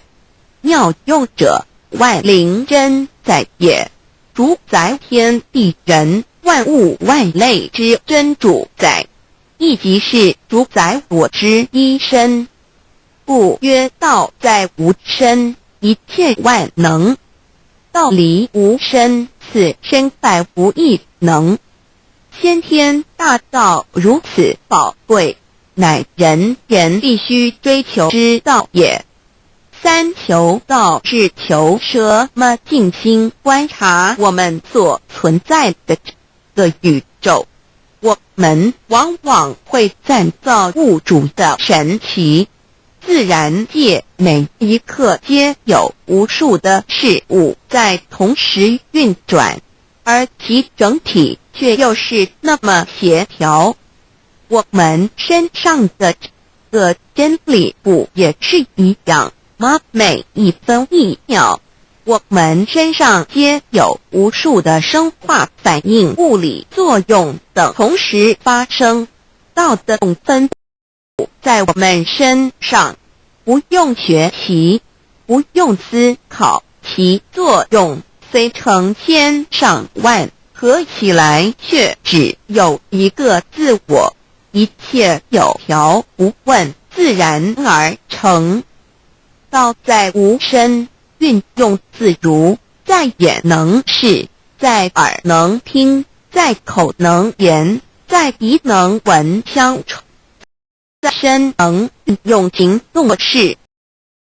此即道在我身之妙用。所以我们了解了道不只主宰着天地万物，更主宰我们一身。宇宙根本源头最高在于我一身主宰，并非二也。道的本体无形无相，我们肉眼看不到它，手也摸不到它，但它却无时无刻不在发挥其妙用，更进而随着天时及环境而发展出于文字经典及造福人类的文明。此即是我们良知良能之作用。一般人不了解道在于我们自身的本体和妙用，只模糊意识到它的存在，便以灵魂代表它，我们称其为自性老。因其没有生灭，也不会毁坏，我们也称其为真我。此真我乃是最富足、最圆满、最光明、最完美、永恒秀的。现在我们来生一看，看得见摸得着有形有相的肉体，能不能代表我把一个人生命中不同阶段的照片拿来比较，我们就可发觉面貌是无时无刻不在变化的。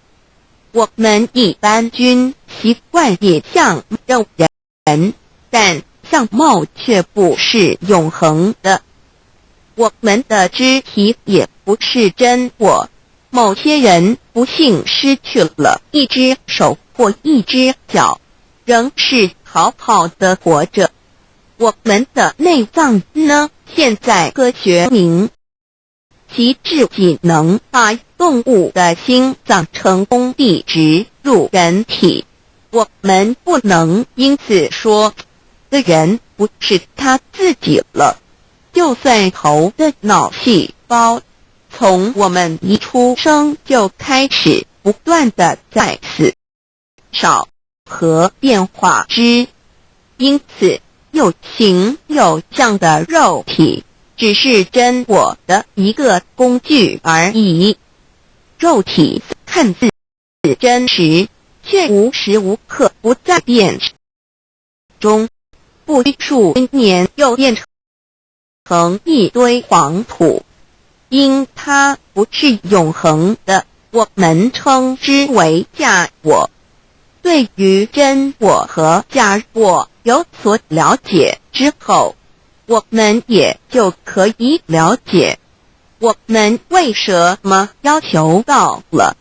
如今我们非常幸运能有机求先天大道，求得的就是三宝。三宝简单明了，但也博大精深，其内容在求道时会详细解说。现在只简单的提出2点。首先，求道就是直接点出了真正永恒修的真我，也就是良心本性的发。在物质文明远较精神文明昌盛的今日，假若迷失真我，我们的人生将有如行尸走肉。若是认假为真，更是我们为了盲目满足假我而做出害己害人的事情，造成自己在世时与死后的灾祸。因此，求道启发了我们内在本的真我良心，真我假我协调融合，使我们的人生不论存没，都是平安喜乐自在充实而有意义。其次，求道也就是开启了我们身上的正门，又称良心之门、智慧之门、慈悲之门。各门非常的重要。当我们要离开一间房子时，自然由大门离去。如此无法开启，而被迫从储会阳台跳出时，就可能会摔断腿。我们的肉体就像一间房子，真我灵性像是房子主人。当有间肉体毁之，真我灵性若不得正门而出，被迫另寻旁门，其恐惧与焦虑是无法形容的，这也导致了死后的痛苦与不安。因此，我们可以发现到，绝大多数的人临终时，其肉体皆显现山僵硬、恐惧、无助与挣扎之相。求道就是开启我们的生来死去之正门，也就是通天大路。因此，我们今天很幸运能求道，求得三宝，打开灵性通天之正门，可以让我们找回真我，认识我自己身上的道，自然以良心作为待人物之准则，使人生更有意义，更进而解决生死大事，得到超生了死的保障。100年之后，回到我们的来部家乡。所以先天大道又是回天之道，先天大道宝贵，是千经万典不如一点。此点打开玄关正门佛门，天堂大路一步直超级的永生之道。此点宝贵，超佛越祖，超经越典，超越天地。得到这一点宝贵，它是诸经之师，诸法之能，诸佛之天地之故曰超生了死级的永生，不毁不灭之先天大道也。此乃即是人人原来固有的虚回天之道也。四求道对我有什么好处？我们今天很高兴能有这个机缘求道，能够开启良心之门、智慧之门、通天之正门，这是第一步。这宝贵的道还能带给我们终生受用不尽的福之益，离苦的乐。人生在世，遭受种种之苦恼，就其根源皆起因于迷失了真我。求道首先就是让我们认识人身上固有的道，找回我们本有至真至善至美具足圆满永恒不朽的真我，在日常言行之中发挥真我，使我们一举一动皆能合于理，止于至善，自然不会受周遭的人事物所左右，我们的心也就不会患得患失。心为一身之主，我们既然在心境上有所提升，自然不会与邪恶之事相感应，则不相随心转，还可以改变命运，趋吉避凶，朝向光明，使我们得到真正的喜悦、逍遥自在。二多地南自有人类文明以来，道的真意便代代单传独授，其没落贯穿了早期的主要文明，如中国、印度等。奈何近百年来人类受物欲所逼，在空前繁荣的物质文明中逐渐迷昧了良心，甚至竟将制造威力极大的杀人武器。回顾数千年人类历史，在近代短数十年间，便发生了2次世界大战，无少战亡数。滥用科技文明，同时也损害了自然环境，造成大气臭氧层之破坏，全球性气候的改变，人心之变，但造了天灾人祸连连。人类已为自己酝酿了一个空的浩劫，因此上帝洪恩慈悲，特将大道谱传于世，以挽救良善。求道以后，我们时刻存着道心，以良心待人处事。当遇有人力不可挽救的灾祸时，只要诚心使用三宝，必能灾必劫，逢凶化吉。此事验证甚多，不胜枚举。三超生了4人生，有如一段苦乐相参的旅程，遭受生存竞争、衰老、病痛、死亡等困苦，人皆难免。而人间种种欢乐又往往是短暂易变的，尤其当旅程结束时，终就成空，归宿渺茫，更不禁令人凄独怅惘。是以智慧者有见于此，乃以超生死，追求真实永恒的人生意义为人生至高之目标，古代先修后的，因此古人为求超生了死，尽毕生之力苦修苦行，仍难以访得名师达成心愿。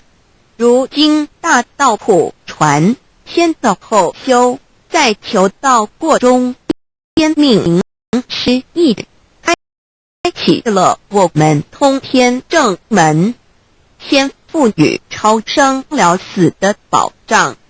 我们得道以后，认识了真我，以真我为主宰，远离邪心妄念，让我们的心念、言语、行为，无论待人处事，皆合于良知。100年之后，真我灵性自然返回故家乡，永享平安喜乐。4成圣成贤求道，也就是为我们种下一个成圣成贤的正因道种。只要我们以智慧慈悲心境灌溉它，它必然萌芽开花结果。在此功利主义弥漫的黑暗时代，大道乃是光明的灯塔。求道修道，不仅让我们能够独善其身，更使我们有机会可以兼善天下。求道之后，只要我们时刻抱着道心良心，在日常生活中真诚实践道的精神，不计个人得失荣辱，努力使周围每一个人都可得享道的好处，让道的光明照亮每一个角落，尽其一生精进不懈，则在世即成就圣贤事业。归天之后，必证圣贤果位无疑。先天大道的宝贵就是天道天命，天命就是3曹名师，名师一点玄关开，打开正门佛祖来。天堂非在我身外，天上地下我都在。此乃先天大道的尊至贵至宝也。先天大道，天命宝贵，3曹名师这一点至极义，非是在言语文字相声音可得，非是在千经万典上的，非是在讲经说法上的，非是在事变上的，非是在博学三上的，非是在才高八斗上的。以上皆是生死法对待法，非是超生了死脱对待了生死之法也。此次级的先天大道妙用妙能的宝贵，其妙极矣。此者是无师智，此智是妙智妙慧，此智此慧是我本来固有的，由先天带来的，亦即是在找回来天地人万物万类为生以前我的初心，即我良心天心道心老心也。先天大道之妙，此妙之贵，妙不容言，不学而知，不学而能，亦即是先天带来的先知先觉妙用妙能。此知此觉此能此用，不用言语文字声色，不用思想，不用念头，不用言听是动，而生天地人万物万类。生天地人万物万类之后，这天地人万物万类实可分妙，也离不开其妙用妙能，故曰万灵真主宰也。设若天离开天大道妙用妙能，则河汉星斗乱序，日月无光，亦不能轮转，则阴阳二气不能流通，万物万类世界的众生，人人皆不得其生存。设若大地离开先天大道之妙用妙能，这金木水火土不能相配，则险象丛生，山崩地裂，海水枯干，亦万物类世界的众生人人不能其生存。设若人离开先天大道之妙用妙能，则寸步难行，眼不能看，耳不能听，口不能言，动之全身动100之后成了一堆臭骨臭泥土。此乃先天大道妙用妙能的宝贵妙至极矣。设若觉悟认识先天大道之妙用妙能的支持而实行，即是天人合一天人一体治理，绝言妙不容言，不是死后成佛，当体即佛矣。故曰如来佛，如是佛也。此乃的先天大道修先天大道之好处。勿具备什么条件才可以到道，既然能够带给我们终生受用不尽的好处，我们今日能有机会求道，会不会显得太容易了？事实上，我们能得闻先天大道，首先要感谢上帝的恩慈，将自古不倾泻的大道普传于世，使我们有机会得此天之道。另一方面，我们本身也必须具备足的条件，祖上有德，根基深厚，缘成熟，能够顺利求道。此外，我们必须向宇宙至高无上的造物主上帝发一个良心愿，此愿可归纳为3个要点：一得道以后，愿以明具并实践道的精神，也就是日常生活所思所言所行，皆愿以良心作为依归。2得道以后，愿以能力协助周围需要我们帮助人，愿意多了解道的意义，并让更多的人蒙受天道的福祉。3得道以后，绝不将求得的3宝告知任何人。3宝必须在庄严的求道过程中，天命名师传授给我们，才有真实意义。若由我们泄露给其他人，则不但毫无意义，毫无效果，我们自己也违反了天律的良心。人本具天赋的良知良能，所以我们人人都能够做到。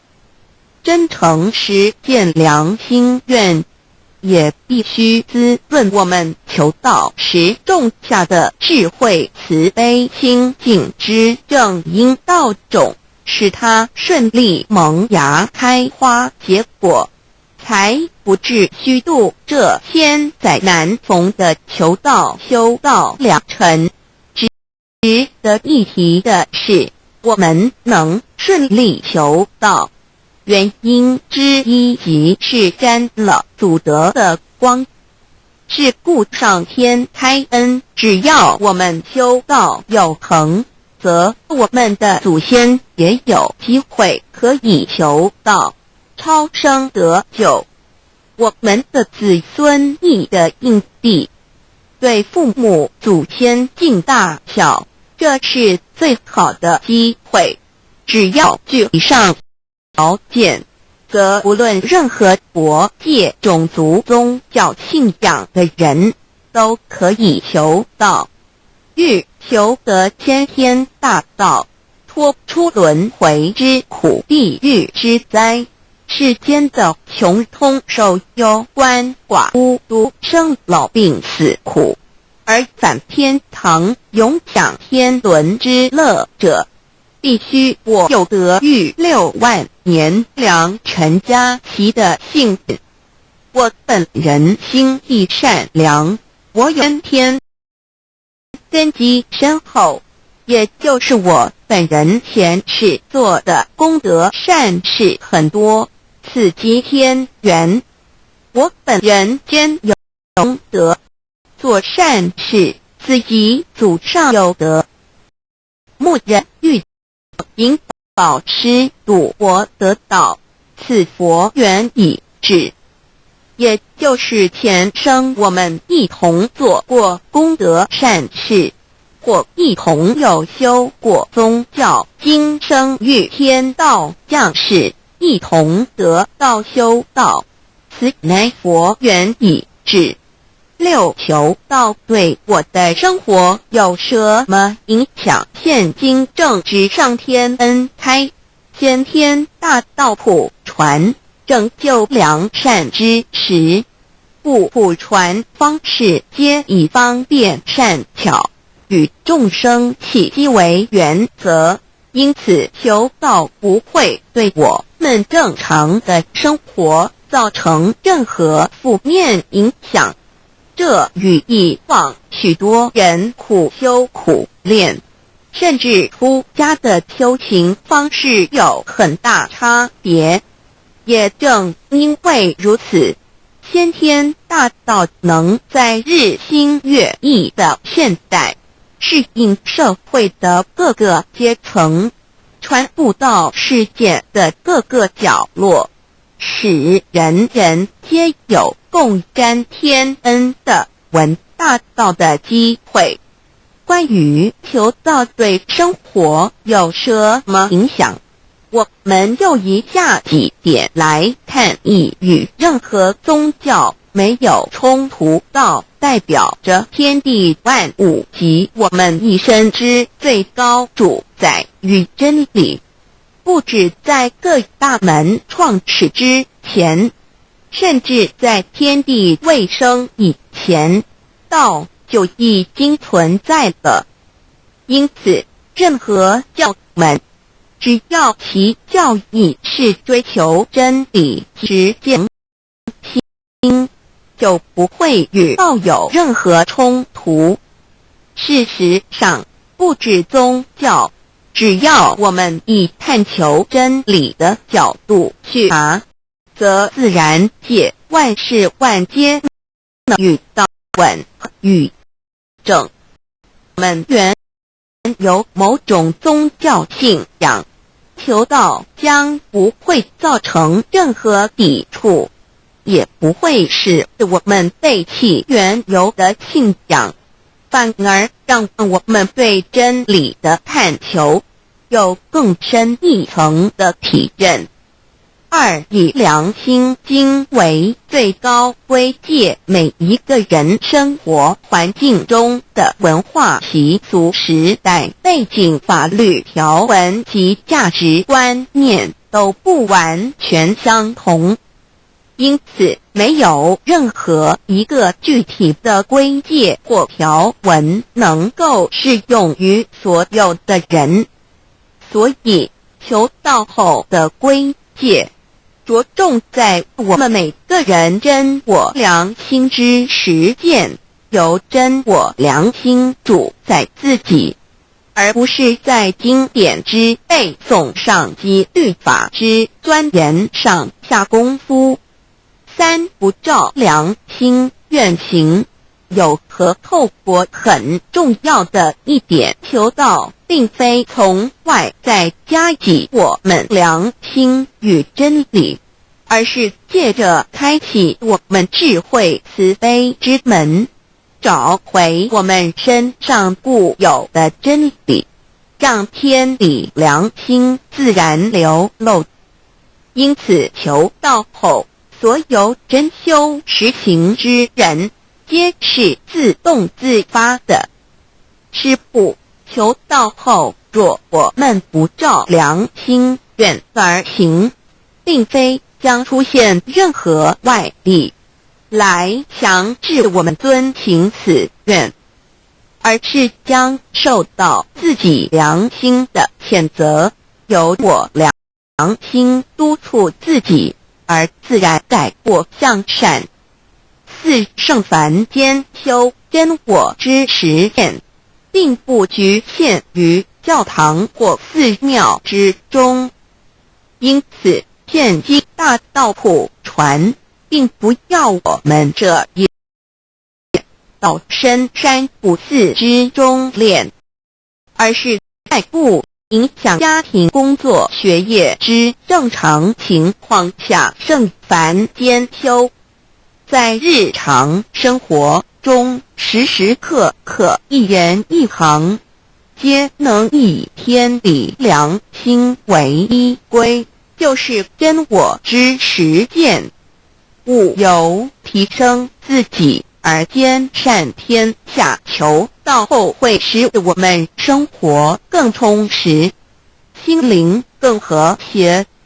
而更重要的是，我们每一个人尽一己之力，借自身之提升，影响周遭之人事物，继而汇成一股力量，在这举世天理良心日趋沦丧之潮流中，匡正人心，力挽狂澜。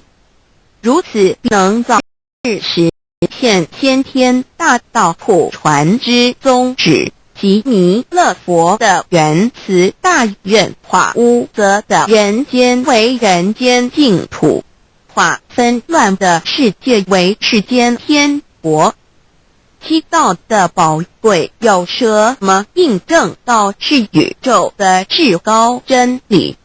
它的作用贯穿了天地万物万类，更是我们一生之最高主宰。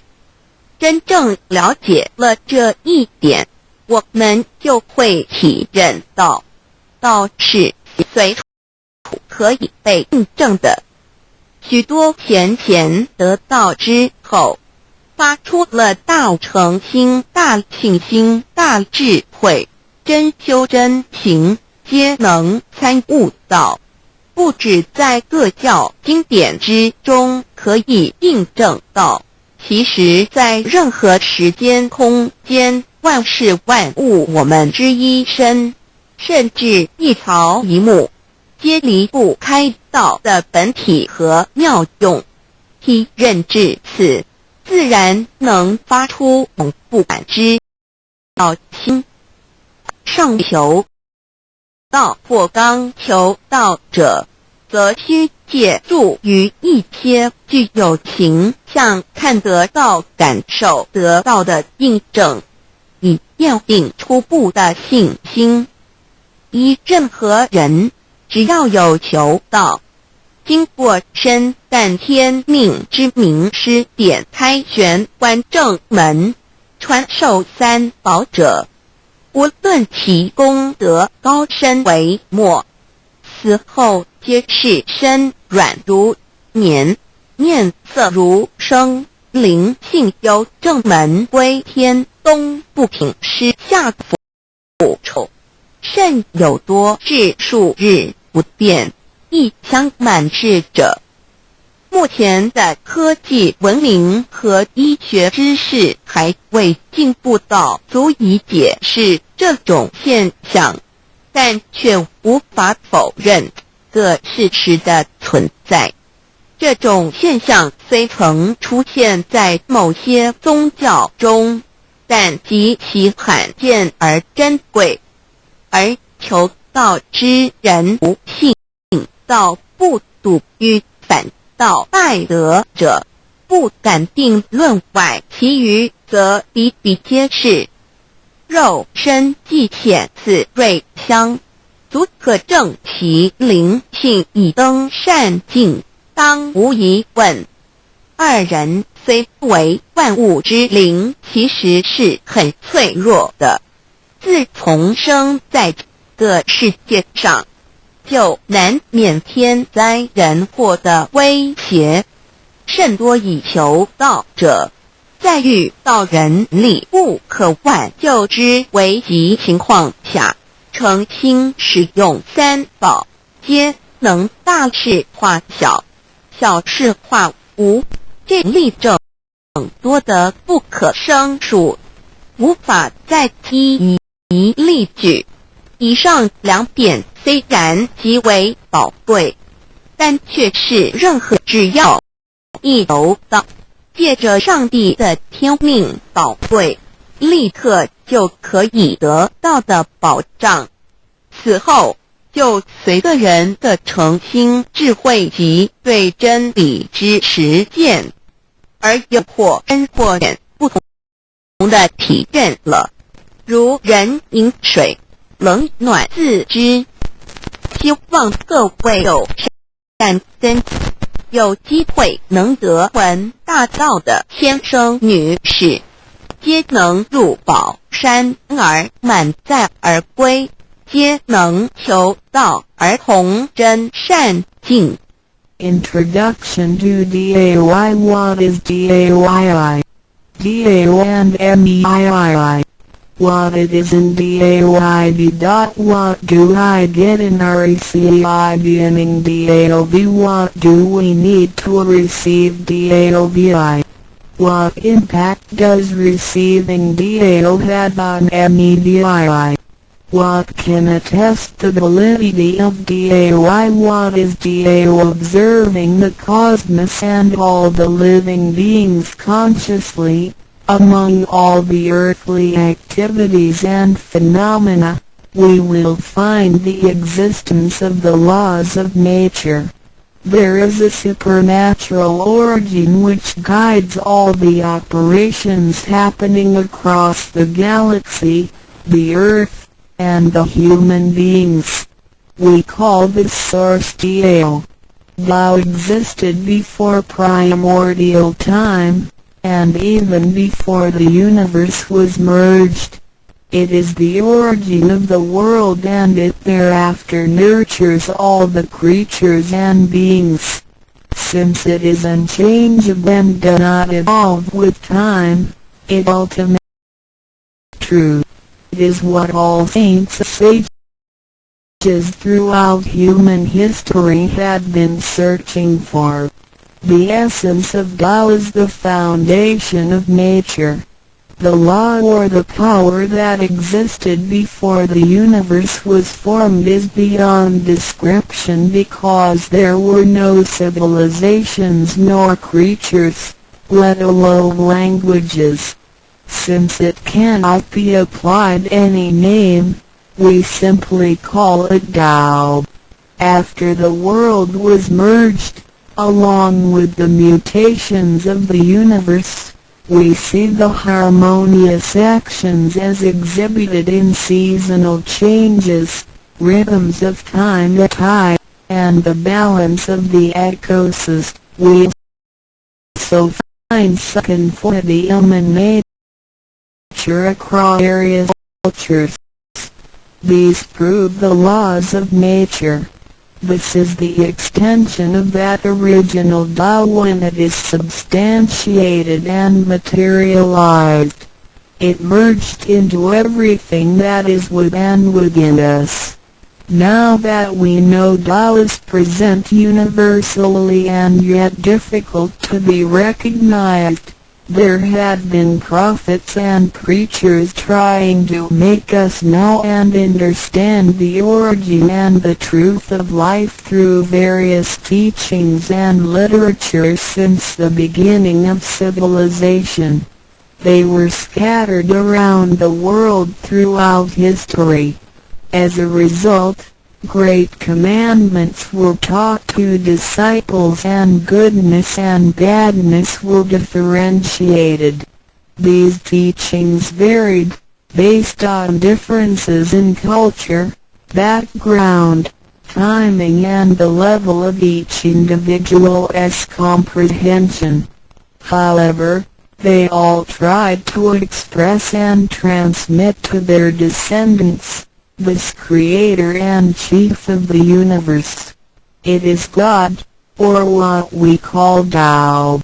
As we get to know it more and more, we will realize that the essence of Tao and its effect covers every existence without any exceptions. Tao is actually the headwaters of all religions. It embraces the essence of all the preaching and teachings, and yet, it is superior to the system of belief. It is the nature, the universe itself. Tao or God represents the highest authority and power of nature. It is also the headstream and superior to all. It is the unchangeable principle. Understanding Tao allows us not only to discover the center of all religious belief, but also to communicate with the origin and the highest power of nature. We will then be able to relate ourselves to the truth of the universe. To probe further, Tao existed before the formation of all, yet it was not anterior, which means that the creation was embedded in it. Tao emerges into the creation, yet is not posterior, which means that it is not thereafter limited. Among those created, however large, they can be measured, however small, they can be detected. It is only Tao that cannot be measured of its immensity nor detected of its existence. Therefore, it is larger than the largest and leaves nothing excluded, and yet it can be smaller than the smallest and leaves nothing not penetrated. It is ubiquitous. It merges into and governs all. It is in charge of the space, the earth, human beings, all the creatures, and all existences. It penetrates and regulates the entire universe. It is the source of all the scriptures, sutras, as well as dharmas. It encompasses all the religions, and it is what makes one a Buddha or a saint. It is the single chief of all. And, above all, it is in charge of each individual too. It is the Divine Self. This is the true meaning of Tao. We should get to know it this way and rediscover our own invaluable treasure. So, to practice Tao is to revive one's own conscience as well as everyone else's and to act upon it accordingly. Then, all people can be of one spirit. All nation can be in peace like a family, and the great harmony will come true. How precious Tao is! Tao and the significance of Tao is in its unity and ubiquity. Its mighty in the sky universe to carry on with changing seasons and evolving creatures. The countless aspects of the natural phenomena seem so capricious and yet really in order and in cycles. This almighty being also resides in each of us. It is the Divine Self, the natural quality of person. It enables us to see, to feel, to taste, to hear, and to move without learning. While we research the ultimate truth in the universe, we should turn in upon and see into ourselves to discover that Divine Self. We will find the rules that govern the universe also comply with the way we are. Tao is not something too far to reach, nor too mysterious to comprehend. It is nothing particular, but has to do with our daily lives. We cannot do without it. Every movement we make, in order to see, to touch, to feel and to think, is associated with Tao. Consider how many wonders are hidden in our body, how delicately our physical functions are carried out. For example, when we shake hands, the components involved would include the coordination of joints and muscles, the chemical reactions of energy, the transmission of information through nerve systems, and the actions occurring in our brain such as issuing orders, make judgment, and analyzing situations. Even most advanced technology and highest level of knowledge we have developed today, we cannot completely reconstruct such a function. Yet the ability to perform such a simple movement is for all individuals, regardless of the level of a person's knowledge and his/her being a grown-up or a baby, a scholar or an illiterate. These are the kind of abilities we come equipped with naturally, without learning and being taught. It sits within us and is in charge of all. It is Tao, never diminishes nor inflates. Worldly knowledge acquired through learning can be forgotten. A gymnast can abandon his/her techniques and a musician can lose his/her skills without practicing. The essence of Tao and its extension are always in charge of the macro-universe, the nature, and the micro-universe, the human being as self. We are associated with it unconsciously since the first day. Because it encompasses the whole nature within us, we also call it native self. Tao is within and surrounding us. It needs not be worshipped nor debated over, because its existence is unconditional, regardless of race, color, nationality, religion or status. It is impartial and stays constant. In receiving Tao, we not only find the origin of the universe, also within self. We get to know the highest power in the universe as well as the genuine nature in charge of self. We discover the ultimate truth of the cosmos as well as the integrity of ourselves. Recognizing that the laws which govern the universe also govern us makes us be able to return to our true nature. To probe further, the most essential concept in that we all possess it intrinsically. It is the wisdom and ability we were born with without learning or practicing. It is one's conscience, which is like the Spirit of God, the divine and immortal nature. It is invisible and intangible.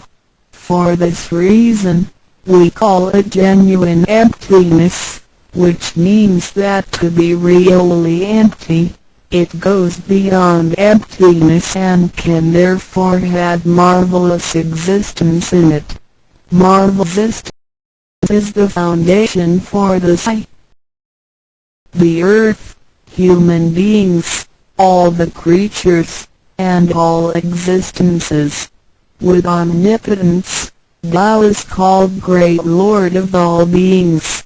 This almighty being is not only in charge of the entire universe, but also in charge of oneself. So the proverb is, Tao is within self, which is the drive of all one's abilities. A physical body without Tao is useless. This is the treasure that we should realize and fully explore. What it is indeed when we look around the world, We admire the miracles and wonders of nature. Countless things change and move simultaneously every second, and yet in order and in harmony. So do our bodies. Countless biochemical reactions and physical functions occur concurrently within our bodies. Without learning and thinking that comes subjectively, the thousands of activities that happen within us are the extension and action of Tao. And altogether, it is one single self. It functions naturally and automatically without the need for our intents to be involved. This is the effect of Tao. Tao is not only in control of the universe and nature, but also in charge of every human being in his/her own actions. In other words, it is the same source that governs as well as everything else. Tao is invisible and intangible, but it has been worked out its magic before day one. Thereafter, languages, cultures, religious scriptures, literature, and civilization were developed. They all originate from Tao functioning within us. People don't realize it is Tao that has been residing and working within us and used soul to represent the confusing and yet irrefutable being. Because it is eternal and intangible, we also call it true self. This true self is the most abundant, brilliant, and imperishable being. Let us take a look at our tangible body and see if it can be the true self. We know the pictures taken throughout one's life show different faces and expressions. We recognize people by face, but our looks change and are not permanent. The handicapped, with impaired arms or legs, can also lead a complete life. One with a transplanted animal heart is still a human being. Even our brain cells keep decreasing and changing every second from the moment we were born. Therefore, the physical body is only the interim residence of the true self. Though it seems so real, solid and alive, it turns into dirt eventually. We call it false self because of its tentative and transient nature. By recognizing the difference between the true self and the false self, we understand the reason and importance for us to receive Tao. Luckily, we are given the opportunity of receiving Tao and learning the three treasures. The treasures are straightforward yet profound. The meaning and details of them will be illustrated through the rite of receiving Tao. Here, we only discuss two issues. First, by receiving Tao, the true self gets one out. It leads to our conscience.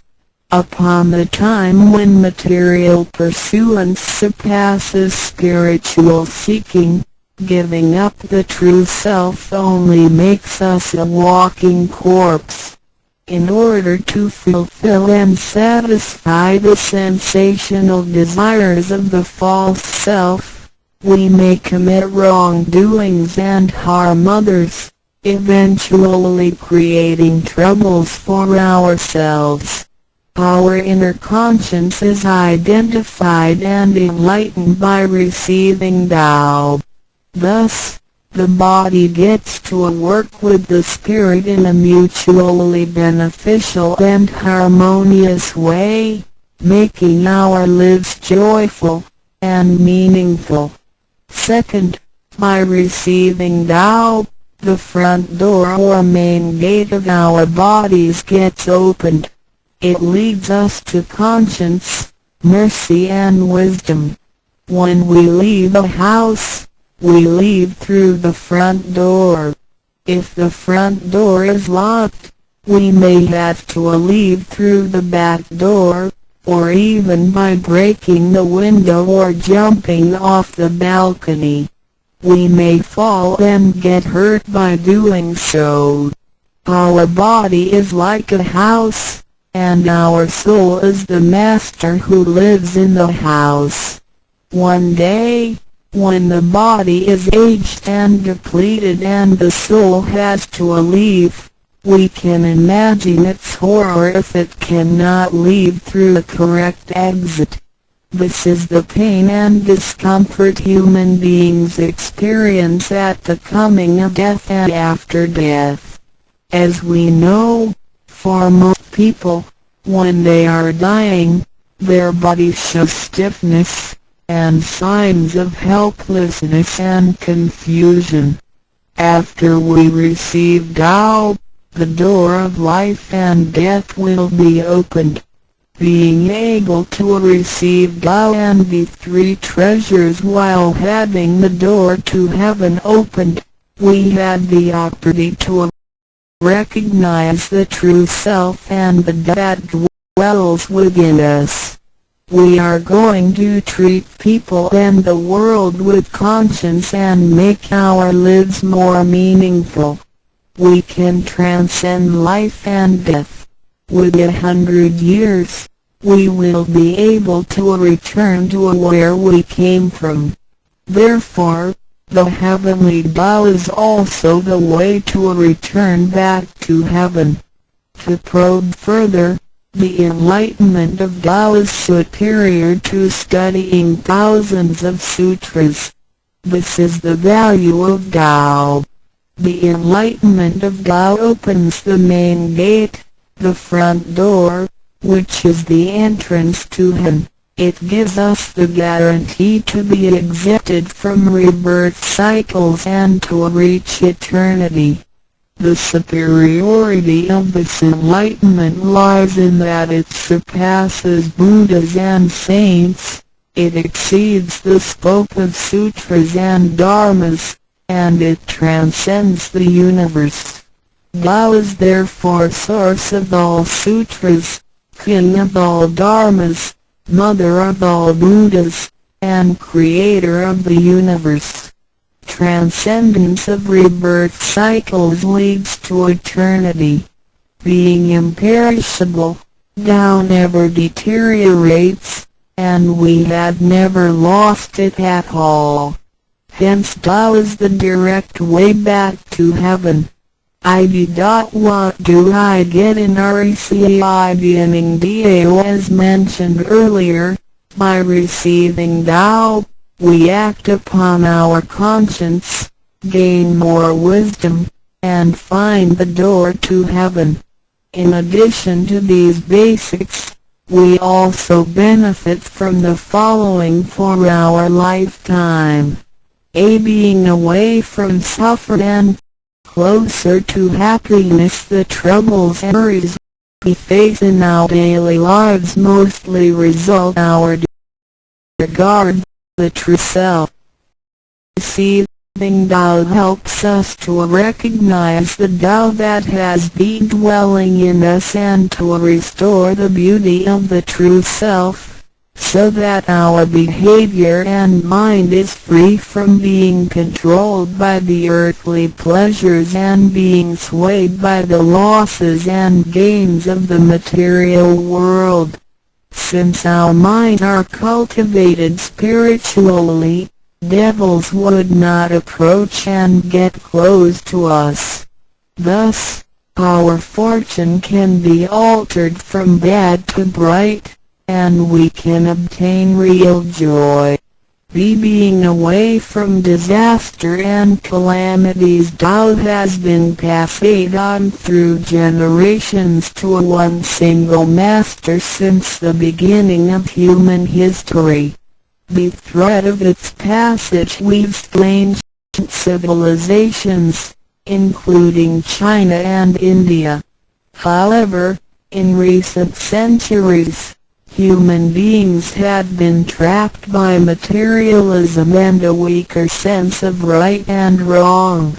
Wars prompted the development of powerful lethal weapons. In reviewing the thousands of years of human history, we realize, in just less than 100 years, there had been 2 major world wars, which caused numerous killings and tragedies. The ebb of science and technology has also destroyed the ecology, causing damage to the ozonosphere and the unbalance of the climate. The corruption of human beings' minds has called the natural disasters to come. The human have created calamity. God, with His mercy, makes Tao available to everybody in order to say good people. After we read Tao, with the true meaning of Tao in mind, we will be conscientious. We can use the 3 treasures whenever something dangerous and uncontrollable happens to us.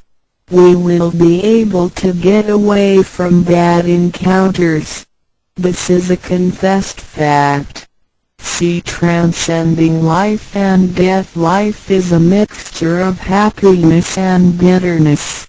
Throughout the journey of life, we experience birth, growth, aging, illness, and death. Joys are momentary and wealth is here today and gone tomorrow. Rather than seeking the pleasure of material life, the wise make full use of their lifetime searching the true meaning of life and eternity. In old times, Tao could only be received after harsh self-cultivation. Among the hermits looking for the master in order to receive Tao, only very few could obtain it. Whereas in this century, Tao is allowed to be spread and transmitted through the authorized masters to the truth seekers. The master points out the main gate of life and death, assuring the completeness of our true self.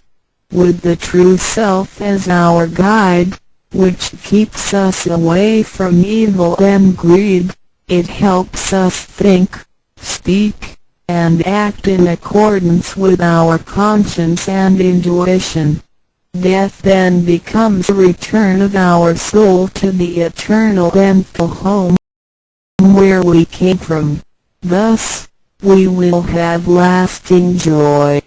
The achieving sacred beings, the enlightenment of Tao, which reveals the true self, is like the planting of the seed of righteousness and integrity.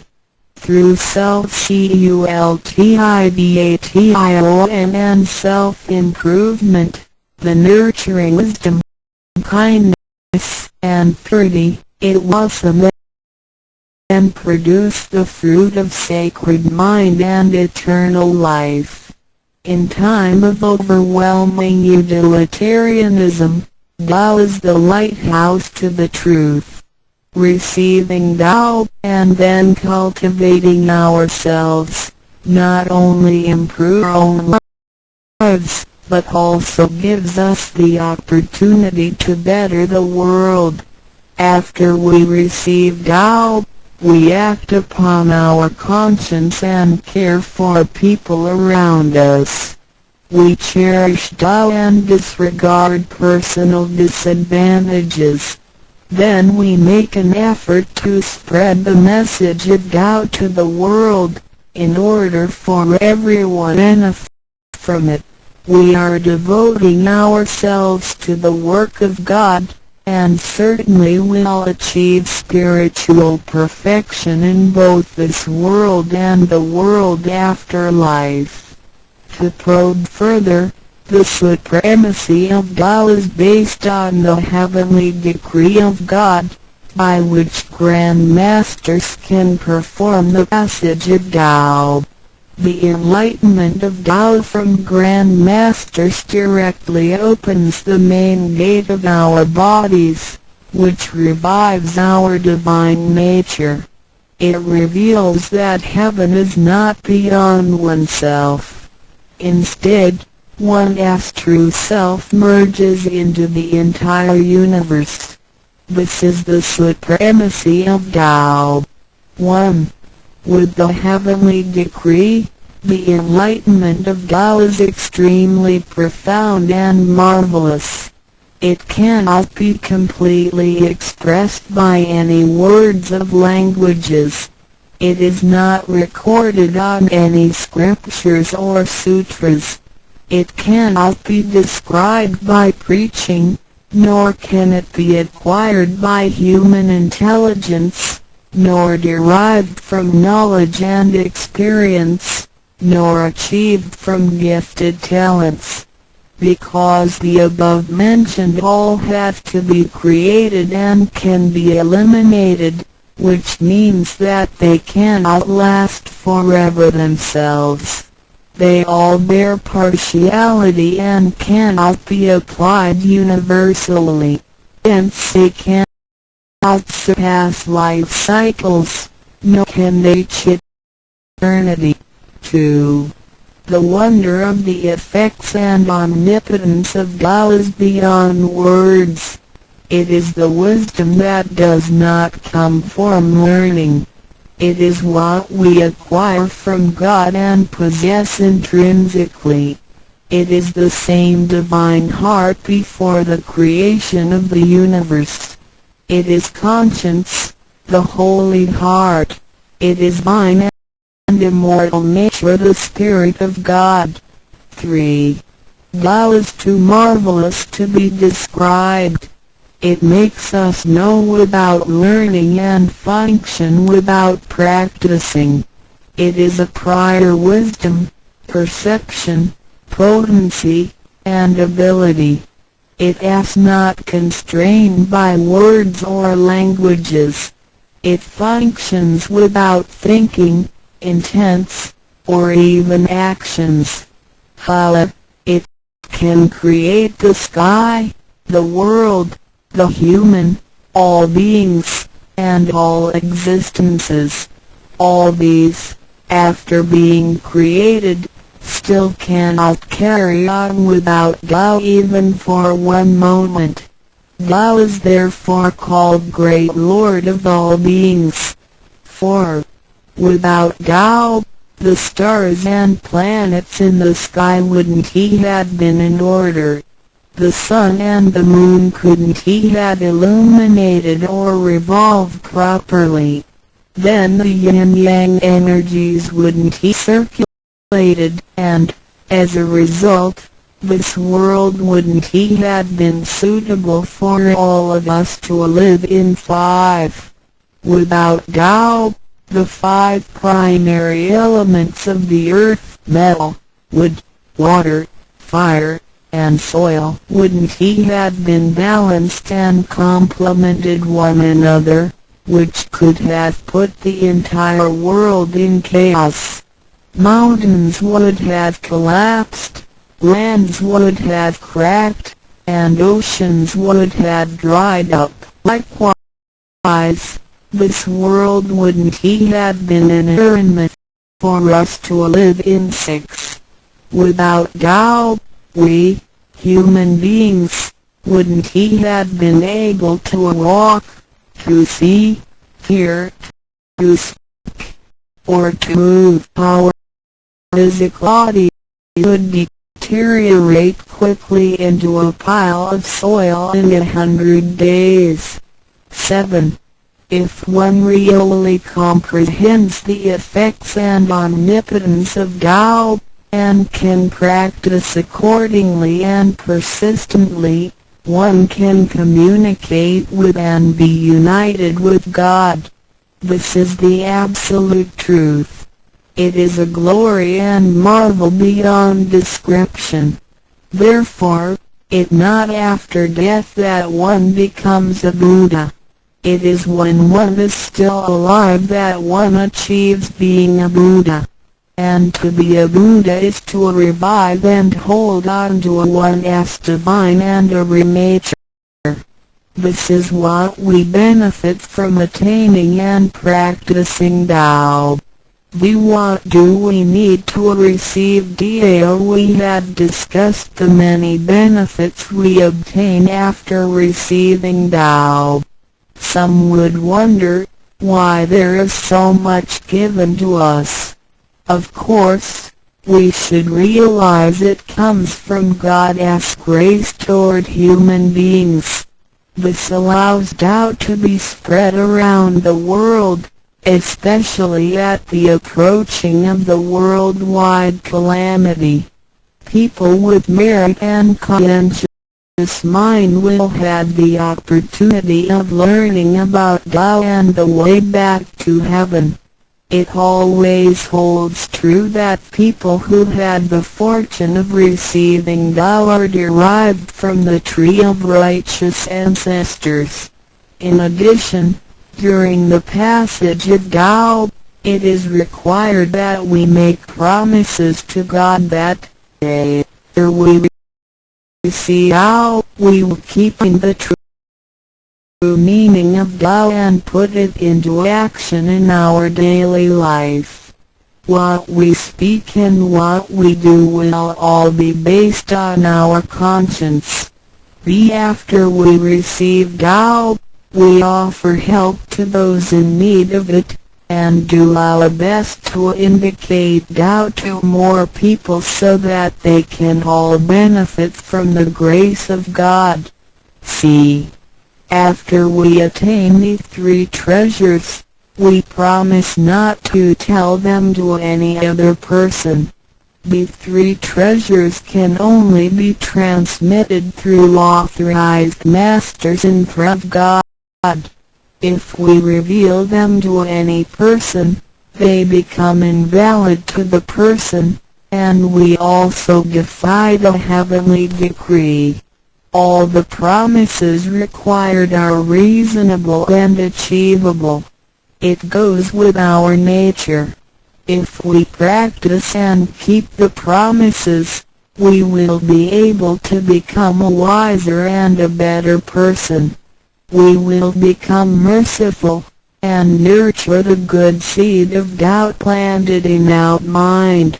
One last thing to mention is that one of the reasons we are able to receive Tao is due to the good deeds of our ancestors. Therefore, as we persistently practice Tao, our ancestors will also benefit from it, and so will our descendants. As long as you are prepared for the above mentioned, you are qualified to receive Tao, no matter what nationality, race, or religion you belong to. Notes: in order to be exempted from the rebirth cycles, to avoid the ordeal of hell, to alleviate the suffering and misfortunes in our lives, and to be able to return back to heaven after death and enjoy permanent happiness, we have to receive Tao. And the general qualifications are 1. To be with a compassionate heart, and to be fortunate enough to be born in a time when Tao is available to the public. 2. To have sowed the seeds of virtue by helping many people and offering lots of charitable services in the previous lives. This is the dynasty with God. 3. To ancestors with beneficences and welfare work as well. 4. To meet the introducer and guarantor who indicate the way to attain Tao to me. It is very likely that, in the previous lives, we did charitable services together, or we cultivated together in the same religion. So, in this life, when Tao is available, we can help each other out and practice Tao together again. So time is right for Tao due to our divine affinity. VI. What impact does receiving Tao have on me? As we mentioned before, and like the old days when hermits had to leave their families to receive Tao through meditation and self-cultivation, Tao, at the present time, can be received in a way that is applicable and conforming to our practical needs. We don't have to give up our lifestyle in order to attain Tao. By the grace of God, Tao is intended to be delivered to the public at all levels of occupations and around the world, rather than being limited to a privileged group of people. The impacts that receiving Tao can have on our daily life are summarized as the following.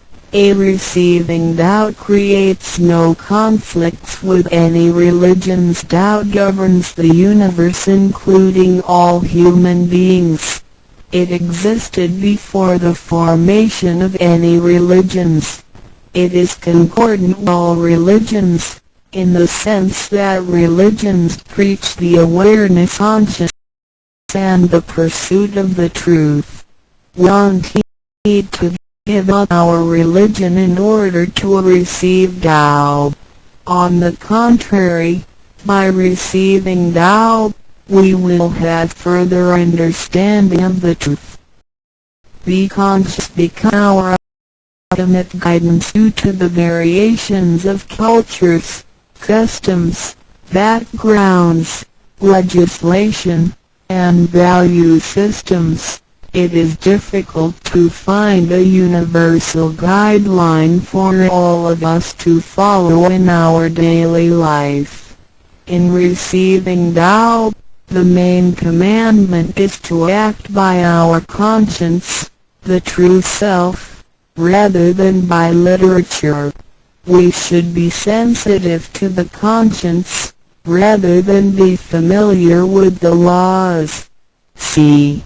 We will voluntarily keep the promise made while receiving Tao. Through receiving Tao, we are not offered conscience or true self, but merely the opening of the door to a wisdom and mercy. Therefore, we restore the heavenly principles inherent in us, and strengthen the power originating from our conscience. There is no external force that makes us keep the promises and commitments that we made when we received Tao. The only force comes from the guilty feelings that result from our misbehaviors, which reduces the mistakes we make. The practicing Tao can accommodate our worldly affairs. The fulfillment of practicing Tao and conscientious awareness does not have to